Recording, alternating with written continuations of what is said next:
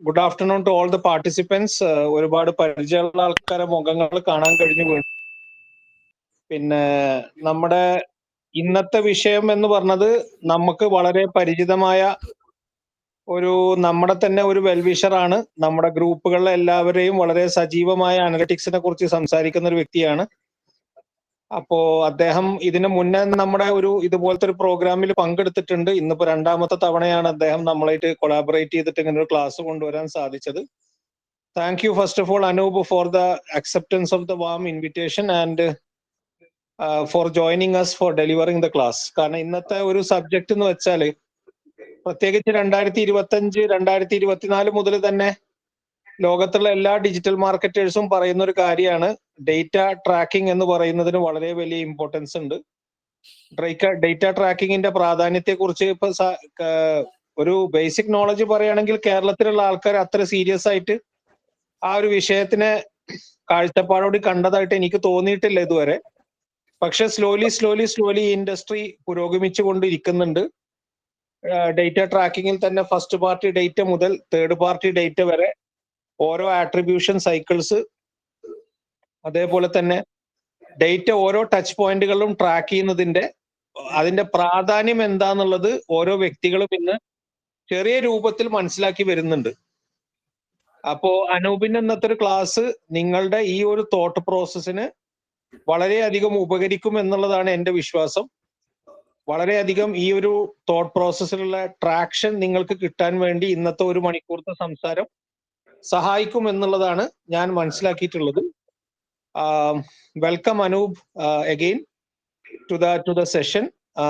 ഇനിയിപ്പോ നിങ്ങൾക്ക് ഡയറക്റ്റ് ആയിട്ട് നിങ്ങളുടെ ടോപ്പിക്കിലേക്ക് കടക്കാം. 4 മണി വരെയാണ് നിങ്ങൾക്ക് അലോട്ട് ചെയ്തിട്ടുള്ള സമയം. അത് ഞാൻ റിമൈൻഡ് ചെയ്യുന്നത് എന്താ വെച്ചാല് നമ്മൾ ഈ സൺഡേ ചർച്ച 2 രൂപത്തിലാണ് കൊണ്ടുപോകുന്നത്.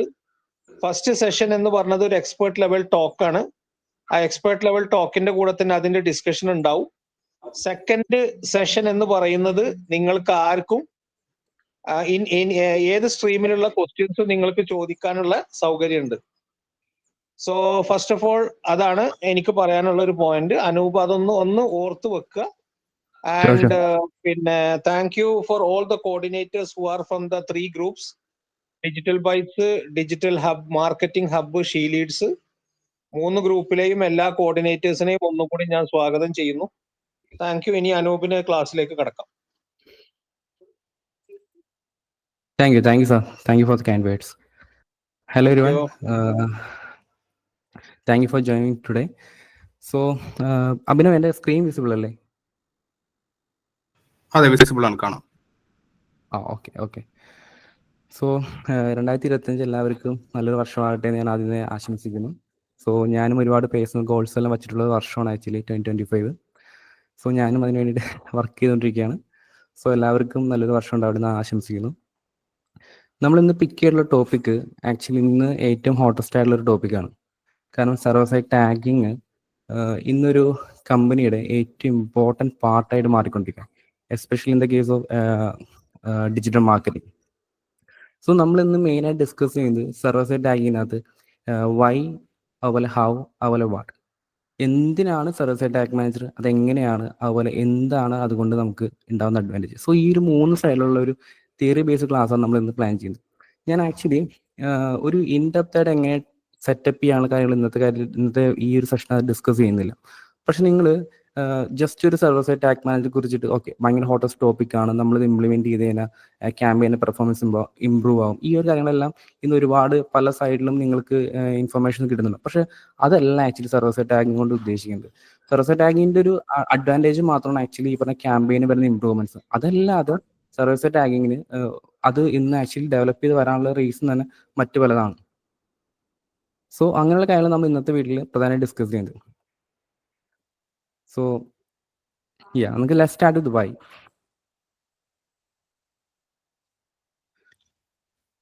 സോ ബേസിക്കലി ഈ server side tag manager exist ചെയ്യുന്നതിന് 3 പില്ലേഴ്സിലാണ്. ഒന്ന് ഡാറ്റ ആക്യുറസി, അതുപോലെ യൂസർ പ്രൈവസി, അതുപോലെ ട്രസ്റ്റ് ഇൻ ഡിജിറ്റൽ അനലിറ്റിക്സ്. ഇപ്പോൾ നമ്മളെല്ലാവരും ഡിജിറ്റൽ മാർക്കറ്റിംഗ് ചെയ്യുന്നവരാണ്. ഓക്കെ, സോ നിങ്ങളെല്ലാവരും ഡേ ടു ഡേ ബേസിസിൽ ഡാറ്റ യൂസ് ചെയ്യുന്നവരാണ്. സോ അങ്ങനെ സിറ്റുവേഷൻ അത് ഒരു കമ്പനിക്ക് ഇന്ന് എക്സിസ്റ്റ് ചെയ്തു എന്ന് വെച്ചാൽ സക്സസ്ഫുള്ളായി മുന്നോട്ട് പോകണമെങ്കിൽ എഫിഷ്യൻ്റ് ആയി ട്രാക്കിംഗ് സെറ്റപ്പ് ആവശ്യമാണ്. പക്ഷെ നമുക്ക് എല്ലാവർക്കും അറിയാം നമ്മളിന്ന് ജീവിക്കുന്നത് പ്രൈവസിക്ക് ഏറ്റവും കൂടുതൽ ഇമ്പോർട്ടൻസ് കൊടുക്കുന്ന ഒരു കാലഘട്ടത്തിലാണ്. സോ ഈ ഒരു സിറ്റുവേഷനിൽ നമുക്ക് പണ്ടത്തെ പോലെ നമുക്ക് ഇഷ്ടമുള്ള രീതിയിൽ ട്രാക്കിംഗ് സെറ്റപ്പ് ചെയ്യാനോ ആവശ്യമുള്ള ഡാറ്റ കളക്ട് ചെയ്യാനൊക്കെ കുറേ ലിമിറ്റേഷൻസ് ഉണ്ട്. സോ ആ ലിമിറ്റേഷൻസിനെല്ലാം ബേസ് ചെയ്തുകൊണ്ട് ഓക്കെ നമുക്ക് വേണ്ട ഇൻഫർമേഷൻസ്, നമുക്ക് വേണ്ട ഡാറ്റ അത് ഏറ്റവും മിനിമം ആയിട്ട് കളക്ട് ചെയ്ത് ഏറ്റവും ആക്യുറേറ്റ് ആയി കളക്ട് ചെയ്ത് നമുക്ക് വേണ്ട പർപ്പസ് യൂസ് ചെയ്യുക എന്നുള്ളതാണ് സർവർ സൈഡ് ടാഗ് കൊണ്ട് ഏറ്റവും കൂടുതൽ ഉദ്ദേശിക്കുന്ന കാര്യം. സോ ബേസിക്കലി പറയുകയാണെങ്കിൽ യൂസറിന്റെ പ്രൈവസിയെ റെസ്പെക്ട് ചെയ്തുകൊണ്ട് തന്നെ നമുക്ക് വേണ്ട ഡാറ്റ കളക്ട് ചെയ്യുക എന്നുള്ളതാണ്.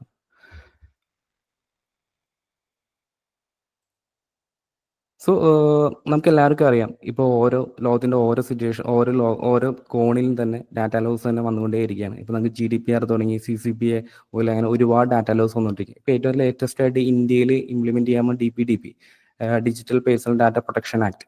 സോ അത് വരുന്നതോട് കൂടി ഇന്ത്യയിലും നമ്മൾ ഈ പറഞ്ഞ GDPR പോലെയുള്ള അതിന്റെ ഗൈഡ് ലൈൻസ് ഒക്കെ ഫോളോ ചെയ്തുകൊണ്ട് നിങ്ങളെല്ലാം ക്യാമ്പയിൻ സെറ്റപ്പ് ചെയ്യേണ്ടയും ട്രാക്കിംഗ് സെറ്റപ്പ് ചെയ്യേണ്ട എല്ലാം സിറ്റുവേഷനിലോട്ട് എത്തും. സോ അതുപോലുള്ള ഇങ്ങനെ ഡാറ്റ ലോസ് എല്ലാം ഈ പുതിയ ഡാറ്റ ലോസ് വരുന്നതുകൊണ്ട് തന്നെ എല്ലാ മാർക്കറ്റിംഗ് ചെയ്യുന്ന കമ്പനി അല്ലെങ്കിൽ ഡാറ്റ കളക്ട് ചെയ്യുന്ന മാർക്കറ്റിംഗ് എന്നുമല്ല എന്തെങ്കിലും രീതിയിൽ ഡാറ്റ കളക്ട് ചെയ്യുന്ന എല്ലാ കമ്പനീസും ഒരു സെറ്റ് ഓഫ് പോളിസീസ് ഫോളോ ചെയ്യാൻ ഇന്ന് പുഷ് ചെയ്തുകൊണ്ടേയിരിക്കുകയാണ്. സോ അതുകൊണ്ട് തന്നെ ഡാറ്റയെ കളക്ട് ചെയ്യും അത് ഹാൻഡിൽ ചെയ്യുന്ന എല്ലാവരും ഈ പറഞ്ഞ പോലെ ഈ യൂസർ പ്രൈവസി എൻഷുർ ചെയ്യണം. അതുകൊണ്ട് തന്നെ അവർക്ക് ഈ പറഞ്ഞ ഡാറ്റ എഫിഷ്യൻ്റായി കളക്ട് ചെയ്യാനും സ്റ്റോർ ചെയ്യാനൊക്കെ ഒരു മെക്കാനിസം വേണം.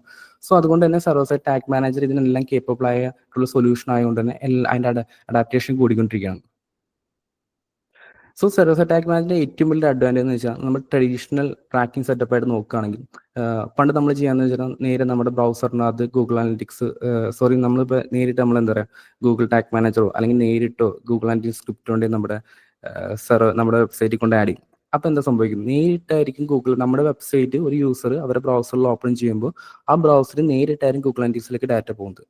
ഇപ്പോൾ ഫസ്റ്റ് ഞാനിപ്പോൾ എൻ്റെ വെബ്സൈറ്റ് ഓപ്പൺ ചെയ്യും. ഇപ്പോൾ എൻ്റെ admix.com എന്നാണ് എൻ്റെ പേഴ്സണൽ ബ്ലോഗ്. അത് ഞാൻ ഓപ്പൺ ചെയ്യുകയാണെങ്കിൽ അതിനകത്തൊരു ഗൂഗിൾ അനലിറ്റിക്സ് സ്ക്രിപ്റ്റ് ഉണ്ട്. അത് ഓട്ടോമാറ്റിക് ലോഡാവും. ആ ലോഡാവുന്ന സ്ക്രിപ്റ്റ് കടന്ന് ലോഡാവും. നേരെ ഗൂഗിൾ അനലിറ്റിക്സിൻ്റെ സെർവറിൽ നിന്നാണ് ലോഡാവുന്നത്.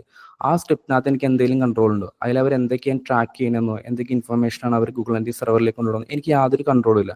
അത് അവരാണ് തീരുമാനിക്കുന്നത്. അതിൻ്റെ കണ്ടന്റ് എന്തായിരിക്കണം, അതെങ്ങനെയാണ് വർക്ക് ചെയ്യേണ്ടത്, കംപ്ലീറ്റ് കൺട്രോൾ ആക്ച്വലി ഗൂഗിളിന് മാത്രമാണ് ഉള്ളത്. സോ ആ സിറ്റുവേഷനകത്ത് എനിക്ക് യാതൊരു കൺട്രോളും ഇല്ല. സോ എനിക്ക് ആ ഒരു സ്ക്രിപ്റ്റ് ഞാൻ പറയുകയാണ് ഓക്കെ എനിക്ക് ഇന്ന ഗൂഗിൾ പറയുകയാണ് എനിക്ക് 10 ഇൻഫർമേഷൻ വേണം, ഇല്ല പറ്റത്തില്ല, എനിക്ക് 7 ഇൻഫർമേഷനാണ് ഞാൻ കൊടുക്കാൻ താല്പര്യപ്പെടുന്നുള്ളൂ എങ്കിൽ എനിക്കതിൽ കൺട്രോൾ ചെയ്യാനുള്ള ഒരു ഓപ്ഷൻ ഈ പറഞ്ഞ ക്ലയൻറ്റ് സൈഡ് ട്രാക്കിങ്ങിനകത്ത് ഇല്ല.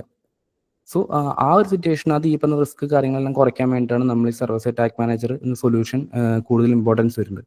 ആ സിറ്റുവേഷൻ ഈ സർവർ സൈഡ് ടാഗ് യൂസ് ചെയ്യുമ്പോൾ നമുക്ക് ഈ പറഞ്ഞ പോലെ ഡയറക്റ്റ്ലി ഈ സ്ക്രിപ്റ്റുകളൊന്നും നമ്മുടെ സെർവറിൽ ലോഡ് ചെയ്യിപ്പിക്കാതെ നമ്മുടെ server side tag manager load ചെയ്യിപ്പിച്ചുകൊണ്ട് ഈ ഇൻഫർമേഷൻ ഗൂഗിൾ അനലിറ്റിക്സിലോട്ട് കൊടുക്കുമ്പോൾ നേരിട്ട് കൊടുക്കാതെ സർവർ സൈഡ് ടാഗ് മാനേജർ കൊണ്ടുവന്നിട്ട് നമുക്ക് അതിനെ മോഡിഫൈ ചെയ്യോ അല്ലെങ്കിൽ ആവശ്യമില്ലാത്ത ഇൻഫർമേഷൻസ് റിമൂവ് ചെയ്ത് കളയൊക്കെ ചെയ്തിട്ടാണ് നമുക്ക് ഈ പറഞ്ഞ പോലെ തേർഡ് പാർട്ടീസിന് കൊടുക്കുക. അത് ഗൂഗിൾ അനലിറ്റിക്സ് ഒരു എക്സാമ്പിൾ മാത്രം. ഇവൻ ഫേസ്ബുക്ക് ആവട്ടെ അതുപോലെ ഈ ലിങ്ക്ഡിൻ ആയിക്കോട്ടെ ട്വിറ്റർ ആയിക്കോട്ടെ ഏത് പ്ലാറ്റ്ഫോം ആയാലും ആ പ്ലാറ്റ്ഫോമിലേക്ക് നമുക്ക് കൊടുക്കുന്ന ഡാറ്റയെ നമുക്ക് കൺട്രോൾ ചെയ്യാനുള്ള ഒരു ഓപ്ഷൻ ആയിട്ട് server side tag manager use ചെയ്യുന്നത് നമുക്ക് കൈവരാണ്.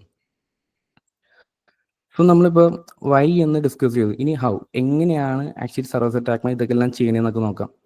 അതിന് പ്രധാനമായിട്ടും 4 പോയിന്റ്സുകൾ. ഒന്ന് എൻഷുറിങ് ഡാറ്റ ഇന്റഗ്രിറ്റി, പിന്നെ എൻഹാൻസ്ഡ് യൂസർ പ്രൈവസി, അതുപോലെ ഇംപ്രൂവിങ് പെർഫോമൻസ്, അതിൽ പ്രൊവൈഡിങ് കസ്റ്റമൈസേഷൻ കൺട്രോൾ. ഇതിനകത്ത് ഡാറ്റ ഇന്റഗ്രിറ്റി ഇപ്പോൾ നമുക്ക് എല്ലാവർക്കും അറിയാവുന്ന കാര്യമാണ്.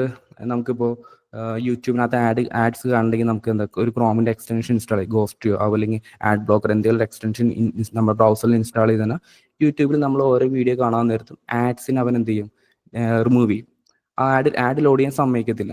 അപ്പൊ ആ ഒരു ട്രാക്കിംഗ് മെക്കാനിസം അത് നമ്മൾ അന്ന് പ്രൈവസിക്ക് നമ്മൾ എന്താ പറയുക ആഡ് കാണാതിരിക്കാൻ വേണ്ടി നമ്മൾ യൂസ് ചെയ്തൊരു ടെക്നിക്ക് ആണെങ്കിൽ ഇന്ന് ആ ടൂൾസ് എല്ലാം കുറച്ചുകൂടി ഡെവലപ്പായി വന്ന് ഇവരെന്താ പ്രൈവസിയെ റെസ്പെക്ട് ചെയ്യാൻ വേണ്ടിയിട്ട് ഈ പറഞ്ഞ ഗൂഗിൾ അനലിറ്റിക്സിന്റെയോ അല്ലെങ്കിൽ ഗൂഗിൾ ടാഗ് മാനേജറിന്റെ അല്ലെങ്കിൽ ഫേസ്ബുക്കിന്റെ മെറ്റാപിക്സൽ ഒന്നും ലോഡ് ചെയ്യാൻ സമ്മതിക്കാത്ത രീതിയിലോട്ട് അവർ മാറ്റി. അപ്പൊ ട്രാക്കിംഗ് കൂടി യൂസറിന്റെ ഒരു പ്രൈവസിയെ റെസ്പെക്ട് ചെയ്യുന്ന രീതിയിൽ ഈ പറഞ്ഞ ട്രാക്കിങ്ങിന്റെ ടൂൾസ് ഒന്നും ലോഡ് ചെയ്യാൻ അവർ സമ്മതിക്കത്തില്ല. ആ രീതിയിലോട്ട് ഈ ടൂൾസിനെല്ലാം അവർ മാറ്റി. സോ അതുകൊണ്ട് തന്നെ നമുക്ക് എന്താ സംഭവിക്കുക, നമുക്ക് ഈ പറഞ്ഞ പോലെ നമ്മളിപ്പോൾ ഒരു 100 യൂസർ നമ്മുടെ വെബ്സൈറ്റിലോട്ട് വന്നു. ഓക്കെ, അതിനകത്തൊരു 50 യൂസർ ഈ പറഞ്ഞ പോലെ ട്രാക്കിംഗ് പ്രൊട്ടക്ഷനുള്ള ഏതെങ്കിലും ബ്രൗസറോ അല്ലെങ്കിൽ എക്സ്റ്റൻഷനോ അല്ലെങ്കിൽ VPN ലെവൽ ട്രാക്കിംഗ് പ്രൊട്ടക്ഷനുള്ള എന്തെങ്കിലും VPN ഒക്കെയാണ് യൂസ് ചെയ്യണമെങ്കിൽ അവൻ നമ്മുടെ വെബ്സൈറ്റിൽ വന്നതെന്ന് നമുക്ക് അറിയാൻ പോലും പറ്റത്തില്ല. അവൻ എന്തൊക്കെ പേജ് നോക്കിയാലും എന്തൊക്കെ പ്രൊഡക്റ്റ് പർച്ചേസ് ചെയ്താലും അത് നമ്മുടെ അനലിറ്റിക്സ് ടൂളിൽ കാണത്തില്ല. സോ ആ ഒരു സിറ്റുവേഷൻസിനെല്ലാം ഓവർകം ചെയ്യാൻ വേണ്ടിയിട്ട് കുറച്ചും കൂടി നമുക്ക് ഈ പറഞ്ഞ പോലെ ആഡ് ബ്ലോക്കേഴ്സിനെയും അതേപോലെ ഈ എന്താ പറയുക പ്രൈവസി റെസ്പെക്ട് ചെയ്യാൻ വേണ്ടിയിട്ട് ഈ ബ്രൗസറിലുള്ള ട്രാക്കിംഗ് പ്രൊട്ടക്ഷൻ മെക്കാനിസത്തിനെയൊക്കെ കുറച്ചും കൂടി നമുക്ക് ബൈപ്പാസ് ചെയ്ത് മുന്നോട്ട് പോകാൻ വേണ്ടിയിട്ട് നമുക്ക് ഇതിനകത്ത് കുറേ സെർവർ സൈഡ് ടാഗിനകത്ത് കുറച്ചുകൂടി ഓപ്ഷൻസ് അവൈലബിൾ ആണ്.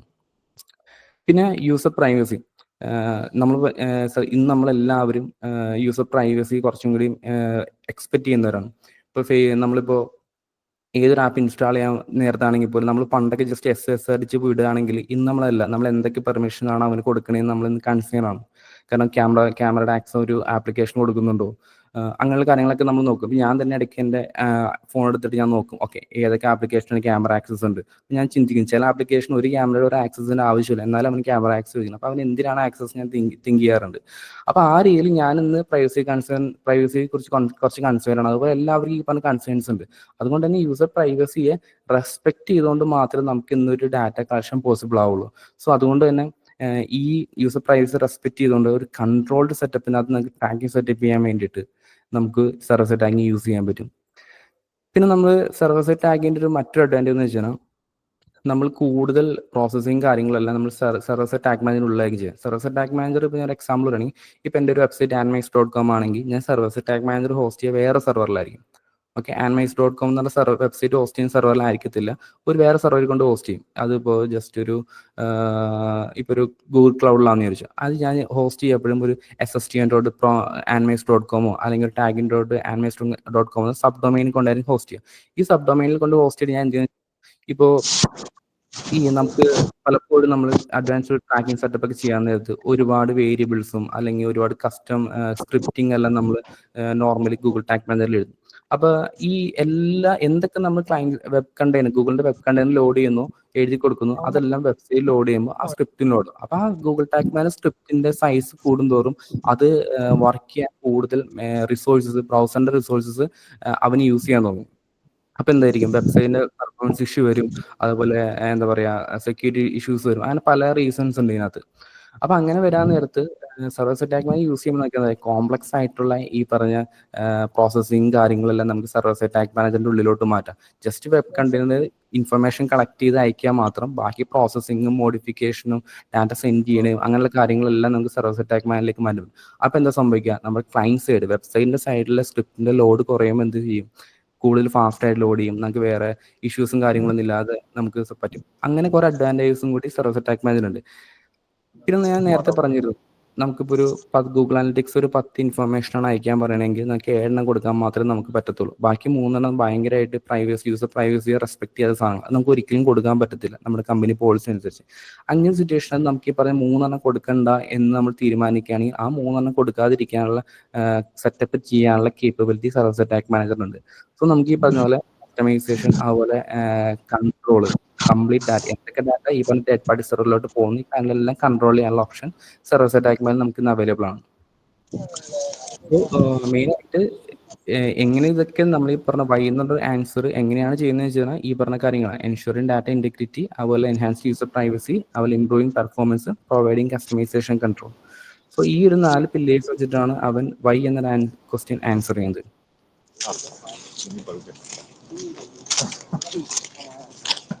എവിടുന്ന് നോയ്സ് വരുന്നുണ്ട് ആക്ച്വലി. ഓക്കെ, നമ്മൾ ഇപ്പോൾ ട്രഡീഷണൽ സെറ്റപ്പ് നമ്മൾ പറഞ്ഞു കംപ്ലീറ്റ്ലി ബ്രൗസറിനെ ഡിപ്പെൻഡ് ചെയ്തിട്ടാണ്. ബ്രൗസറിൽ നമ്മൾ സ്ക്രിപ്റ്റ് ലോഡ് ചെയ്യുന്നു, ബ്രൗസറിൽ നിന്ന് ഇൻഫർമേഷൻ നമ്മൾ പാസ് ചെയ്യുന്നു. സോ ആ സിറ്റുവേഷനകത്ത് നമുക്ക് ഒരുപാട് ലിമിറ്റേഷൻസ് ഉണ്ട്. ആ ലിമിറ്റേഷൻ എന്ന് വെച്ചാൽ ഞാൻ നേരത്തെ പറഞ്ഞ പോലെ ട്രാക്കിംഗ് പ്രൊട്ടക്ഷൻ ഉണ്ടെങ്കിൽ നമ്മൾ ലോഡ് ചെയ്യത്തില്ല, അതേപോലെ എന്തൊക്കെ ഇൻഫർമേഷൻ ഇവൻ അയക്കുന്നു എന്ന് നമുക്കൊരു ഐഡിയ ഇല്ല, നമുക്ക് എന്തെങ്കിലും കൺട്രോൾ ചെയ്യണമെന്ന് നോക്കിയാൽ അതിനുള്ള ഓപ്ഷൻസ് ഇല്ല. പക്ഷേ സെർവർ സൈഡ് ടാഗ് മാനേജറിന്റെ ഒരു ഏറ്റവും കീ അഡ്വാൻറ്റേജ് എന്ന് വെച്ചാൽ ഈ പറഞ്ഞ പ്രോബ്ലംസിനെല്ലാം സൊല്യൂഷൻ ഉണ്ട് എന്നുള്ളതാണ്. കുറച്ചുകൂടി ഫ്യൂച്ചർ പ്രൂഫ് ആണ്. ഇപ്പോൾ പ്രൈവസിക്കാണ് ഇപ്പോൾ എല്ലാവരും ഇമ്പോർട്ടൻസ് കൊടുത്തുകൊണ്ടിരിക്കുന്നത്. അതുകൊണ്ട് തന്നെ കുറച്ച് ഫ്യൂച്ചർ പ്രൂഫ് ആയിട്ടുള്ള ഒരു ട്രാക്കിംഗ് സൊല്യൂഷനാണ് നമുക്ക് server side tag manager provide ചെയ്യുന്നത്. സോ ഇപ്പം നമ്മൾ വൈ അതുപോലെ തന്നെ ഹൗ ഈ രണ്ടും ആൻസർ ചെയ്തു. സോ അതിൽ നിന്നുകൊണ്ട് നമുക്ക് എന്താണ് സെർവർ സൈഡ് ടാഗ് മാനേജർ നമുക്ക് ഒന്നുകൂടി മനസ്സിലാക്കാൻ ശ്രമിക്കാം. പ്രധാനമായും നമ്മൾ ഒരു സെൻട്രൽ ആയിട്ടുള്ള സെർവറിലോട്ട് ഡാറ്റ കൊണ്ടുവരുന്നു. നമ്മുടെ തന്നെയായ ഒരു സെർവറിലോട്ട് നമ്മൾ ഡാറ്റ കൊണ്ടുവരുന്നു. അവിടെ നിന്നിട്ടാണ് നമ്മൾ ഇപ്പം തേർഡ് പാർട്ടി സർവീസിന്, ഇപ്പം ഗൂഗിൾ ആയിരിക്കാം, ഫേസ്ബുക്ക് ആയിരിക്കാം, അതേപോലെ ട്വിറ്റർ ആയിരിക്കാം, ആരും ആയിക്കോട്ടെ, അവർക്കെല്ലാം നമ്മൾ ഡാറ്റ കൊടുക്കുന്നത് ഈ സെൻട്രൽ സെർവറിൽ നിന്നുകൊണ്ടായിരിക്കും. അതിൻ്റെ ഒരു അഡ്വാൻറ്റേജ് എന്താണെന്ന് വെച്ചാൽ കംപ്ലീറ്റ് കൺട്രോളാണ്. ആ സെർവറിൽ നിന്ന് എന്ത് ഡാറ്റ പുറത്ത് പോകണം, പുറത്ത് പോകണ്ടെന്ന് തീരുമാനിക്കുന്ന കൺട്രോൾ നമുക്കുണ്ട്. സോ ആ ഒരു കൺട്രോൾ ആണ് ആക്ച്വലി നമുക്ക് ഈ പറഞ്ഞ സർവീസ് അറ്റാക്ക് മാനേജർ യൂസ് ചെയ്യുമ്പോൾ നമുക്ക് കിട്ടുന്നത്. ഓക്കെ, സോ നമ്മൾ ഈ ഡാറ്റ ട്രാക്ക് ചെയ്യാനും അതിൽ പ്രോസസ്സ് ചെയ്യാനൊക്കെ നമ്മൾ ഡെഡിക്കേറ്റഡ് സെർവറാണ് സെറ്റ് ചെയ്യുന്നത്. സോ ഒരു കുറച്ചുകൂടി പ്രൈവസിക്ക് ഒരുപാട് ഇമ്പോർട്ടൻസ് കൊടുക്കുന്ന ഒരു ബിസിനസ്സിനെ സംബന്ധിച്ചിടത്തോളം ഈ സർവീസ് അറ്റാക്ക് മാനേജർ ഒരുപാട് ഫ്ലെക്സിബിലിറ്റിയും കാര്യങ്ങളെല്ലാം അവർക്ക് കൊടുക്കുന്നുണ്ട്.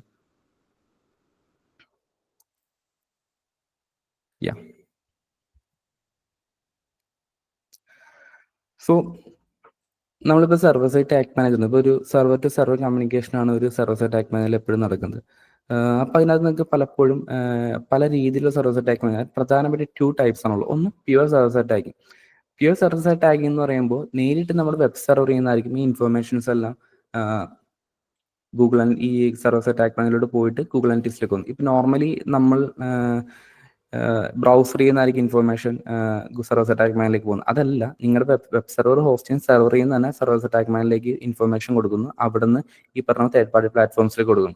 ഫോർ എക്സാമ്പിൾ, നിങ്ങളിപ്പോൾ ഒരു കൺവേർഷൻ നടത്തി, ഇപ്പോൾ നിങ്ങളൊരു ഇ-കോമേഴ്സ് വെബ്സൈറ്റ് ആണ് മാനേജ് ചെയ്തെന്ന് കരുതുക. അവിടെ ഒരു സെയിൽസ് നടന്നു. ആ സെയിൽസ് നടന്നു കഴിയുമ്പോൾ നിങ്ങളുടെ ബാക്ക് എൻഡിനകത്ത് ആ സെയിൽസ് റെക്കോർഡ് ആവുന്ന സിറ്റുവേഷനാണ് നിങ്ങളുടെ സെർവർ എന്ത് ചെയ്യും, ഒരു ഈ പറഞ്ഞ സർവീസ് അറ്റാക്ക് മാനിലോട്ട് ഇൻഫർമേഷൻ പാസ് ചെയ്യും. അവിടെ യൂസറിന്റെ ഒരു ബ്രൗസർ എന്നൊരു ഒരു സംഭവമേ ഇല്ല, യൂസറിന്റെ ഡിവൈസേ വരുന്നത്. നേരിട്ട് നിങ്ങളുടെ സെർവറിൽ നിന്നാണ് യൂസറിന്റെ ഇൻപുട്ടിന് ബേസ് കൺവേർഷൻ നടക്കുമ്പോൾ നിങ്ങളുടെ സെർവറിൽ നിന്നാണ് സർവീസ് അറ്റാക്ക് മാനേജർ ഡാറ്റ കൊടുക്കുന്നത്. ആ സർവീസ് അറ്റാക്ക് മാനേജർ എന്ത് ചെയ്യും, അവിടെ നിന്ന് ഇൻഫർമേഷൻ എടുത്തിട്ട് പ്രോസസ്സ് ചെയ്തിട്ട് ഈ പറഞ്ഞ ആഡ് പ്ലാറ്റ്ഫോംസിലോട്ട് ഷെയർ ചെയ്യുന്നു, അല്ലെങ്കിൽ അനലിറ്റിക്സ് ടൂളിലോട്ട് ഷെയർ ചെയ്യുന്നു. ഇങ്ങനെ ഒരു മിക്സ്. ഇതാണ് ആക്ച്വലി പ്യൂർ ആയിട്ടുള്ള സർവീസ് അറ്റാക്ക്. ഇത് ആക്ച്വലി ഒരു നോർമൽ സിറ്റുവേഷനകത്ത് ഇപ്പോൾ ഗൂഗിൾ ടാഗ് മാനേജർ ഒക്കെ യൂസ് ചെയ്യുമ്പോൾ ഈ ഒരു സർവീസ് അറ്റാക്ക്, ഈ പ്യൂർ സർവീസ് അറ്റാക്കിംഗ് അല്ല അവിടെ നടക്കുന്നത്. അത് നമുക്ക് ഇത് കഴിഞ്ഞ് ഡിസ്കസ് ചെയ്യാം.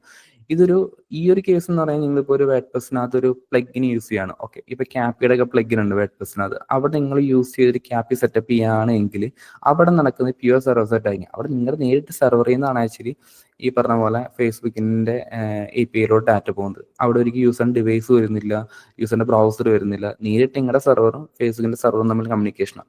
സോ അതാണ് ആക്ച്വലി പ്യൂർ സർവീസ് അറ്റാക്കിംഗ്. ഇപ്പൊ നമ്മൾ ഇവിടെ ഏറ്റവും കൂടുതൽ യൂസ് ചെയ്ത് വരുന്നത് വെച്ചാൽ ഹൈബ്രിഡ് മെത്തേഡാണ്.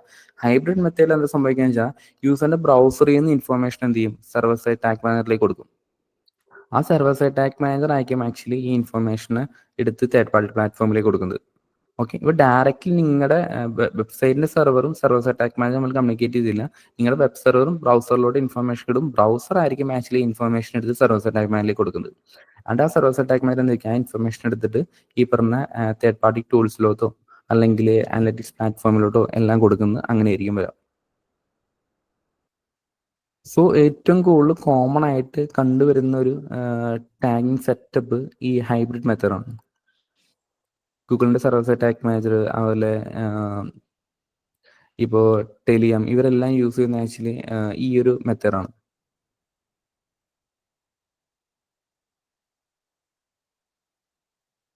സോ സർവർ സൈഡ് ടാഗിന് ഉപയോഗിക്കാൻ പറ്റുന്ന ടൂൾസ്, ഇപ്പോൾ നമുക്ക് എല്ലാവർക്കും അറിയാം, server side tag manager actually നമുക്കൊരു സെർവർ വേണം. ആ സെർവറിനകത്ത് നമ്മൾ സെറ്റപ്പ് ചെയ്തുകൊണ്ടാണ് നമ്മൾ സർവർ സൈഡ് ടാഗ് ഹോസ്റ്റ് ചെയ്തിട്ടാണ് ബാക്കി അങ്ങനെ ചെയ്യുന്നത്. സെർവർ കോസ്റ്റ് ഭയങ്കര ഇമ്പോർട്ടൻ്റ് ആണ്. സോ ഒരു എന്റർപ്രൈസ് ലെവലിൽ ഒരു server side tag manager setup ചെയ്യുകയാണെങ്കിൽ എപ്പോഴും റെക്കമെൻഡഡ് ഒന്നല്ലെങ്കിൽ GCP യൂസ് ചെയ്യുക, അതിനകത്ത് ആപ്പ് എൻജിൻ യൂസ് ചെയ്യുക, അല്ലെങ്കിൽ ക്ലൗഡ് റൺ യൂസ് ചെയ്യുക, അല്ലെങ്കിൽ AWS എലാസ്റ്റിക് ബീൻ സ്റ്റാക്ക് ഉണ്ട്, അല്ലെങ്കിൽ കുബർനെറ്റീസ് വെച്ചിട്ട് ചെയ്യാം.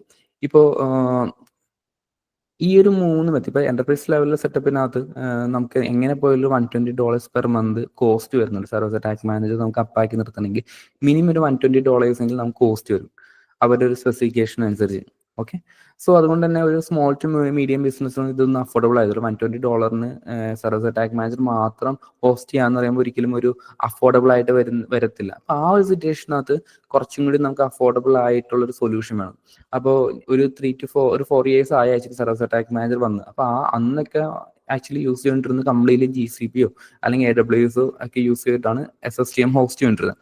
പക്ഷെ ഇന്ന് ഈ കുറച്ചുകൂടി പോപ്പുലർ ആയതിനു ശേഷം ഒരു 1 to 2 years ആയിട്ട് നമുക്കിപ്പോൾ മാനേജ്ഡ് സർവീസ് ആയിട്ട് ഹോസ്റ്റിംഗ് സൊല്യൂഷൻ പ്രൊവൈഡേഴ്സ് വന്നിട്ടുണ്ട്. ഇപ്പൊ ടാഗർ, സോറി സ്പെല്ലിംഗ് മിസ്റ്റേക്ക് ഉണ്ട്, സ്റ്റേപ്പ് അങ്ങനെ മൾട്ടിപ്പിൾ സൊല്യൂഷൻ പ്രൊവൈഡേഴ്സ് വന്നിട്ടുണ്ട്. അപ്പൊ ഈ ടാഗറോ സ്റ്റേപ്പോ യൂസ് ചെയ്യുകയാണെങ്കിൽ കുറച്ചുകൂടി കോസ്റ്റ് എഫക്റ്റീവ് ആയിട്ട് നമുക്ക് SSTM ഹോസ്റ്റ് ചെയ്യാം. അതുപോലെ തന്നെ നമുക്കിതൊന്നും മാനേജ് ചെയ്യോ ഒന്നും ചെയ്യേണ്ട, സെക്യൂരിറ്റി ഒന്നും നമ്മുടെ കൺസേൺ അല്ല. നമുക്ക് ജസ്റ്റ് ആ പൈസ മന്ത്ലി ആ കോസ്റ്റ് കൊടുത്തു കഴിഞ്ഞാൽ അവരെന്നെ സെറ്റപ്പ് ചെയ്ത് അവരെന്നെ മാനേജ് ചെയ്ത് നമുക്ക് തരും. നമ്മളത് ബാക്കി കാര്യങ്ങൾ ഓടിച്ചുകൊണ്ട് നടന്നാൽ മാത്രമേ നമുക്ക് എന്തൊക്കെ ടാഗിന്റെ കോൺഫിഗറേഷൻ കാര്യങ്ങൾ മാത്രം നമ്മൾ നോക്കി ബാക്കി അതിന്റെ SSTന്റെ ഹോസ്റ്റിങ്ങും അതിന്റെ മെയിൻ്റെനൻസ് സെക്യൂരിറ്റി എല്ലാം ഈ പറഞ്ഞ ടാഗറും സ്റ്റേപ്പും പോലത്തെ സർവീസ് പ്രൊവൈഡേഴ്സ് ഏറ്റെടുത്തോളും. ഇപ്പോൾ സ്റ്റേപ്പിന്റെ ഒക്കെ സർവീസ് സ്റ്റാർട്ടിങ് $10 പെർ മന്തിലൊക്കെ അവരുടെ പാക്കേജ് സ്റ്റാർട്ട് ചെയ്യുന്നത് ഭയങ്കര കോസ്റ്റ് എഫക്റ്റീവ് ആയിട്ട് നമുക്ക് SSTM സെറ്റപ്പ് ചെയ്യാനും അതുപോലെ യൂസ് ചെയ്യാനൊക്കെ പറ്റുന്നുണ്ട്. അതുപോലെ ടാഗർ ഇവരുടെ കോമ്പറ്റീറ്റർ ആണ്. ടാഗറും ഇതുപോലെ എനിക്ക് തോന്നുന്നു ഒരു $15 അവരുടെ പാക്കേജ് സ്റ്റാർട്ട് ചെയ്യുന്നത്. സോ ഒരു സ്മോൾ ടു മീഡിയം ബിസിനസ് ആണ് നിങ്ങളുടേതെങ്കിൽ നിങ്ങൾക്ക് ഒരു സിംഗിൾ വെബ്സൈറ്റ് ഒക്കെയാണ് ഹാൻഡിൽ ചെയ്യാനുള്ളതെങ്കിൽ ഞാൻ എപ്പോഴും റെക്കമെൻഡ് ചെയ്യുക ടാഗറോ സ്റ്റേപ്പോ യൂസ് ചെയ്യാനായിരിക്കും. സോ നിങ്ങൾക്ക് ഒരു കുറച്ചുകൂടി കോസ്റ്റ് എഫക്റ്റീവ് ആയിരിക്കും. പക്ഷെ നിങ്ങളൊരു എന്റർപ്രൈസ് ലെവൽ നിങ്ങൾ കംപ്ലീറ്റ് കൺട്രോൾ നിങ്ങൾക്ക് വേണം. അപ്പോൾ നിങ്ങളുടെ എൻവിറോൺമെന്റ് തന്നെയായിരിക്കണം നിങ്ങളുടെ ഡാറ്റ കംപ്ലീറ്റ്ലി മാനേജ് ചെയ്യേണ്ടത് എന്നൊക്കെയാണെങ്കിൽ നിങ്ങൾക്ക് ഒരു ടാഗറോ സ്റ്റേപ്പോ യൂസ് ചെയ്യാൻ പറ്റും. കാരണം ഇത് ടാഗറോ സ്റ്റേപ്പോ അവരുടെ കൺട്രോളിലുള്ള സെർവറാണ്. നമുക്ക് അതിനകത്ത് ആ സെർവറിന്റെ സെറ്റിംഗ്സിലൊന്നും യാതൊരു എന്താ പറയാ ആക്സസും ഇല്ല. പക്ഷെ നമ്മുടെ തന്നെ കംപ്ലീറ്റ് കൺട്രോൾ നമുക്ക് വേണം. നമ്മുടെ എൻവിറോൺമെന്റ് ഒക്കെ ആണെങ്കിൽ നിങ്ങൾക്ക് യൂസ് ചെയ്യാൻ പറ്റുന്ന ഓപ്ഷനാണ് GCP യൂസ് ചെയ്യുക അല്ലെങ്കിൽ കുബർനെറ്റീസ് യൂസ് ചെയ്യുക. ഇപ്പൊ ഞങ്ങൾ യൂസ് ചെയ്യുന്ന കുബർനെറ്റീസ് ആണ്. കുറച്ചുകൂടി ഹൈലി ഫ്ലെക്സിബിൾ ആണ്, കുറച്ചും കൂടി എഫിഷ്യന്റ് ആയിട്ട് എന്താ പറയാ അപ് ടൈം ഒക്കെ മാനേജ് ചെയ്യാൻ പറ്റുന്ന കുബർനെറ്റീസ് ആയതുകൊണ്ട് ഇപ്പോൾ ഞങ്ങളെല്ലാം യൂസ് ചെയ്യുന്ന കുബർനെറ്റീസ് ആണ്. Yeah okay. So why service okay നമ്മളിപ്പോൾ സർവീസ് അറ്റാക്ക് വൈ, അതുപോലെ തന്നെ ഹൗ, അതുപോലെ വാട്ട്, അതുപോലെ എന്തൊക്കെ ടൂൾസ് ഇങ്ങനെ കാര്യങ്ങളെല്ലാം നമ്മൾ ഡിസ്കസ് ചെയ്തു. സോ ഇപ്പം ഇതിനകത്ത് ഏറ്റവും കൂടുതൽ നിങ്ങൾ തിങ്ക് ചെയ്യേണ്ടതെന്ന് വെച്ചാൽ നമുക്ക് സർവീസ് അറ്റാക്ക് പ്ലാൻ യൂസ് ചെയ്യുകയാണെങ്കിൽ ഒരു ക്യാമ്പയിൻ ട്രഡീഷണൽ സെറ്റപ്പിൽ നിന്ന് സർവീസ് അറ്റാക്ക് പ്ലാനിലേക്ക് ജസ്റ്റ് മാറ്റുമ്പോൾ തന്നെ ഒരു 30 to 40% നിങ്ങൾക്ക് ഒരു ക്യാമ്പയിൻ പെർഫോമൻസ് ഇംപ്രൂവ്മെന്റ് എക്സ്പെക്ട് ചെയ്യാൻ പറ്റും.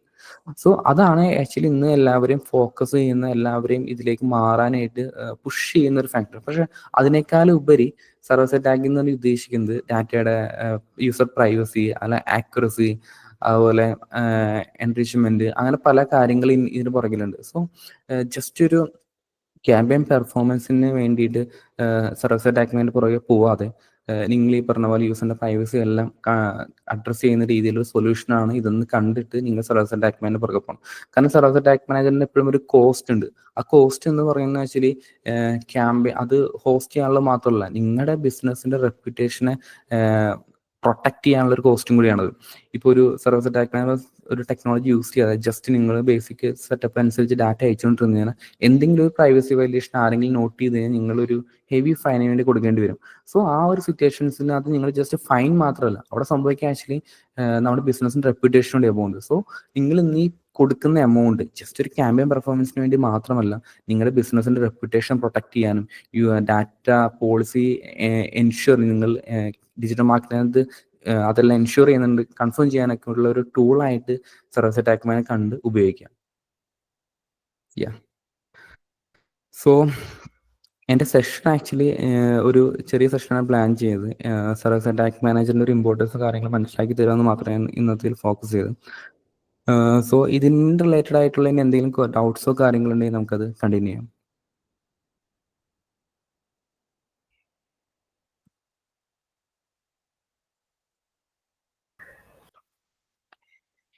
ഓക്കെ, ജ്യോതിഷിനൊരു ക്വസ്റ്റ്യൻ ഉണ്ട്. സ്റ്റേറ്റ് വെച്ച് ഇ കൊമേഴ്സ് ഹോസ്റ്റ് ചെയ്യുന്നത് നല്ലതാണോ എന്ന് ചോദിക്കുന്നു.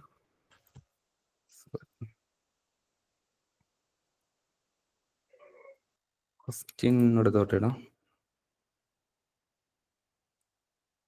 ഒന്നുകൂടി ജോയിൻ ചെയ്യാൻ പറയാം. ഓക്കെ, ജ്യോതി സ്റ്റേപ്പ് വെച്ചിട്ട് ഇ കൊമേഴ്സ് ഹോസ്റ്റ് ചെയ്യുന്നത് നല്ലതാണ്. ഓക്കെ, സ്റ്റേപ്പ് ആക്ച്വലി ഭയങ്കര കോസ്റ്റ് എഫക്റ്റീവ് ആയിട്ടുള്ളൊരു സൊല്യൂഷൻ പ്രൊവൈഡറാണ്. SSTM അത് ഉപയോഗിച്ച് നമുക്ക് സെറ്റപ്പ് ചെയ്യാൻ പറ്റും. അതുകൊണ്ട് യാതൊരു ഇഷ്യൂ ഇല്ല. നിങ്ങളുടെ ട്രാഫിക് വോളിയം അനുസരിച്ചുള്ള പാക്കേജ് ചൂസ് ചെയ്യാൻ മാത്രമാണ് അതിനകത്ത് നോക്കേണ്ടത്. സ്റ്റേബിളിന് മൾട്ടിപ്പിൾ പാക്കേജ് ഉണ്ട്. എനിക്ക് തോന്നുന്നു $10 മുതൽ $100 ഒരു പാക്കേജ് ഉണ്ട്. അപ്പം അത് എങ്ങനെയുള്ള നിങ്ങളുടെ റിക്വയർമെന്റ് ബേസ് ഒരു പാക്കേജ് ചൂസ് ചെയ്യാൻ മാത്രം നോക്കിയാൽ മതി. പിന്നെ സ്റ്റേപ്പിന്റെ ഏറ്റവും വലിയ അഡ്വാൻറ്റേജ് എന്ന് വെച്ചാൽ അവർ തന്നെ ഒരുപാട് ഓപ്ഷൻസ് തരുന്നുണ്ട്. ഫോർ എക്സാമ്പിൾ നമ്മുടെ എത്രത്തോളം ബ്രൗസർ ട്രാക്കിംഗ് പ്രൊട്ടക്ഷൻസ് അതിനെ നമ്മൾ ബൈപ്പാസ് ചെയ്യുന്നുണ്ട്, ആ മെട്രിക്സ് അവർ പ്രൊവൈഡ് ചെയ്യുന്നുണ്ട്. അതേപോലെ എന്താ പറയാ, നമുക്ക് സർവീസ് അറ്റാക്ക് മാനുവൽ അതുപോലെ വെബ് കണലിൽ ഉപയോഗിക്കുന്ന ഒരുപാട് ടാക്സ് അവർ പ്രൊവൈഡ് ചെയ്യുന്നുണ്ട്. അപ്പൊ അതും അങ്ങനെയൊക്കെ വെച്ച് നോക്കുമ്പോൾ സ്റ്റേപ്പ് ഭയങ്കര നല്ലൊരു സൊല്യൂഷനാണ്. നിങ്ങൾക്ക് ഈ പറഞ്ഞ ഇ-കോമേഴ്സിന് യൂസ് ചെയ്യാൻ പറ്റുന്നതാണ്. ഒറ്റ കാര്യം ശ്രദ്ധിക്കുക, നിങ്ങളുടെ റിക്വയർമെന്റിനെ ബേസ് ചെയ്തുള്ള പാക്കേജ് യൂസ് ചെയ്യാൻ വേണ്ടി എപ്പോഴും ശ്രദ്ധിക്കാം.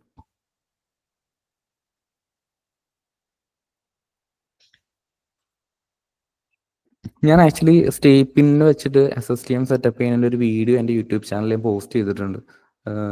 അതൊരു സീരീസ് ആയിട്ട് പ്ലാൻ ചെയ്യുന്നത്. അതിൻ്റെ ഫസ്റ്റ് വീഡിയോ സ്റ്റേപ്പ് എങ്ങനെ സെറ്റപ്പ് ചെയ്യാം അങ്ങനെ കാര്യങ്ങളാണ് ഇട്ടേക്കുന്നത്. അപ്പോൾ താല്പര്യമുള്ളവർക്ക് അത് നോക്കാം. ടാഗ് മാനേജറിന് എങ്ങനെ landing page scroll percentage setup ചെയ്യുക.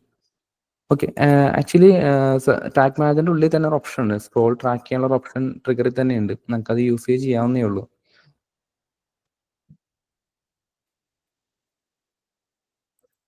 ഓക്കെ,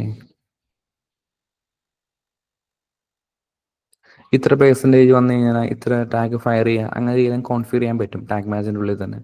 സോ ട്രിഗർ കണ്ടീഷൻസ് എല്ലാം എടുത്തു നോക്കിയാൽ മതി, നിങ്ങൾക്കത് മനസ്സിലാവും.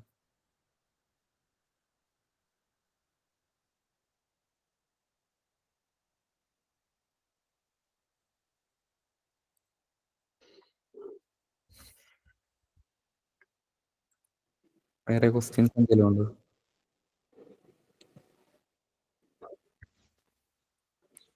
Tag based percentage level tagged based on percentage level. Okay okay. So ഇതിനെന്താ ചെയ്യണമെന്ന് അറിയോ? നമുക്കിപ്പോൾ ആക്ച്വലി നമ്മളിപ്പോൾ ഒരു ഇത്ര പെർസെൻറ്റേജ് നമുക്ക് യൂസേഴ്സ് നമ്മുടെ വെബ്സൈറ്റ് പേജ് സ്ക്രോൾ ചെയ്ത് കണ്ടു. ഓക്കെ, അപ്പോൾ നമ്മൾ ഇത്ര പെർസെൻറ്റേജ് കണ്ടു എന്ന് പറഞ്ഞിട്ട് ഒരു ഇവന്റിനെ ഗൂഗിൾ അനലിസ്റ്റിലേക്ക് അയക്കാം. എന്നിട്ട് ആ ഇവന്റിനെ ബേസ് ചെയ്ത് ഒരു കസ്റ്റം ഓഡിയൻസിനെ ഗൂഗിൾ അനലിസ്റ്റിൽ നിങ്ങൾ ബിൽഡ് ചെയ്യുകയാണെങ്കിൽ നിങ്ങൾക്ക് അതിനെ റീമാർക്കറ്റ് ചെയ്യാം. സിമ്പിൾ അല്ലേ? അപ്പോൾ നമുക്ക് കസ്റ്റം ഓഡിയൻസിനെ ബിൽഡ് ചെയ്യണം, പക്ഷേ ഗൂഗിൾ അനലിറ്റിക്സ് തന്നെ തരുന്നുണ്ട്. അപ്പോൾ അതുകൊണ്ട് അത് പോസിബിൾ ആണത്. ജസ്റ്റ് നിങ്ങൾ എന്താ വെച്ചാൽ നിങ്ങൾക്ക് ആ ഒരു 1% കണ്ടു എന്ന് കഴിഞ്ഞ് കഴിയുമ്പോൾ എത്ര പേഴ്സൻറ്റേജ് ഇപ്പോൾ 50% ആണെങ്കിൽ 50% കണ്ടു എന്ന് പറയുമ്പോൾ നിങ്ങൾ എന്താ പറയുക, അപ്പോൾ ഒരു ഇവന്റ് ഫയർ ചെയ്യുക. ആ ഇവന്റ് ബേസ് ചെയ്ത് ടാർഗറ്റ് ഓഡിയൻസ് ഒരു ഓഡിയൻസിന് സെഗ്മെന്റ് ചെയ്യുക, എന്നിട്ട് അതിനെ മാർക്കറ്റ് ചെയ്യുക. സിമ്പിൾ ആണ് ആക്ച്വലി.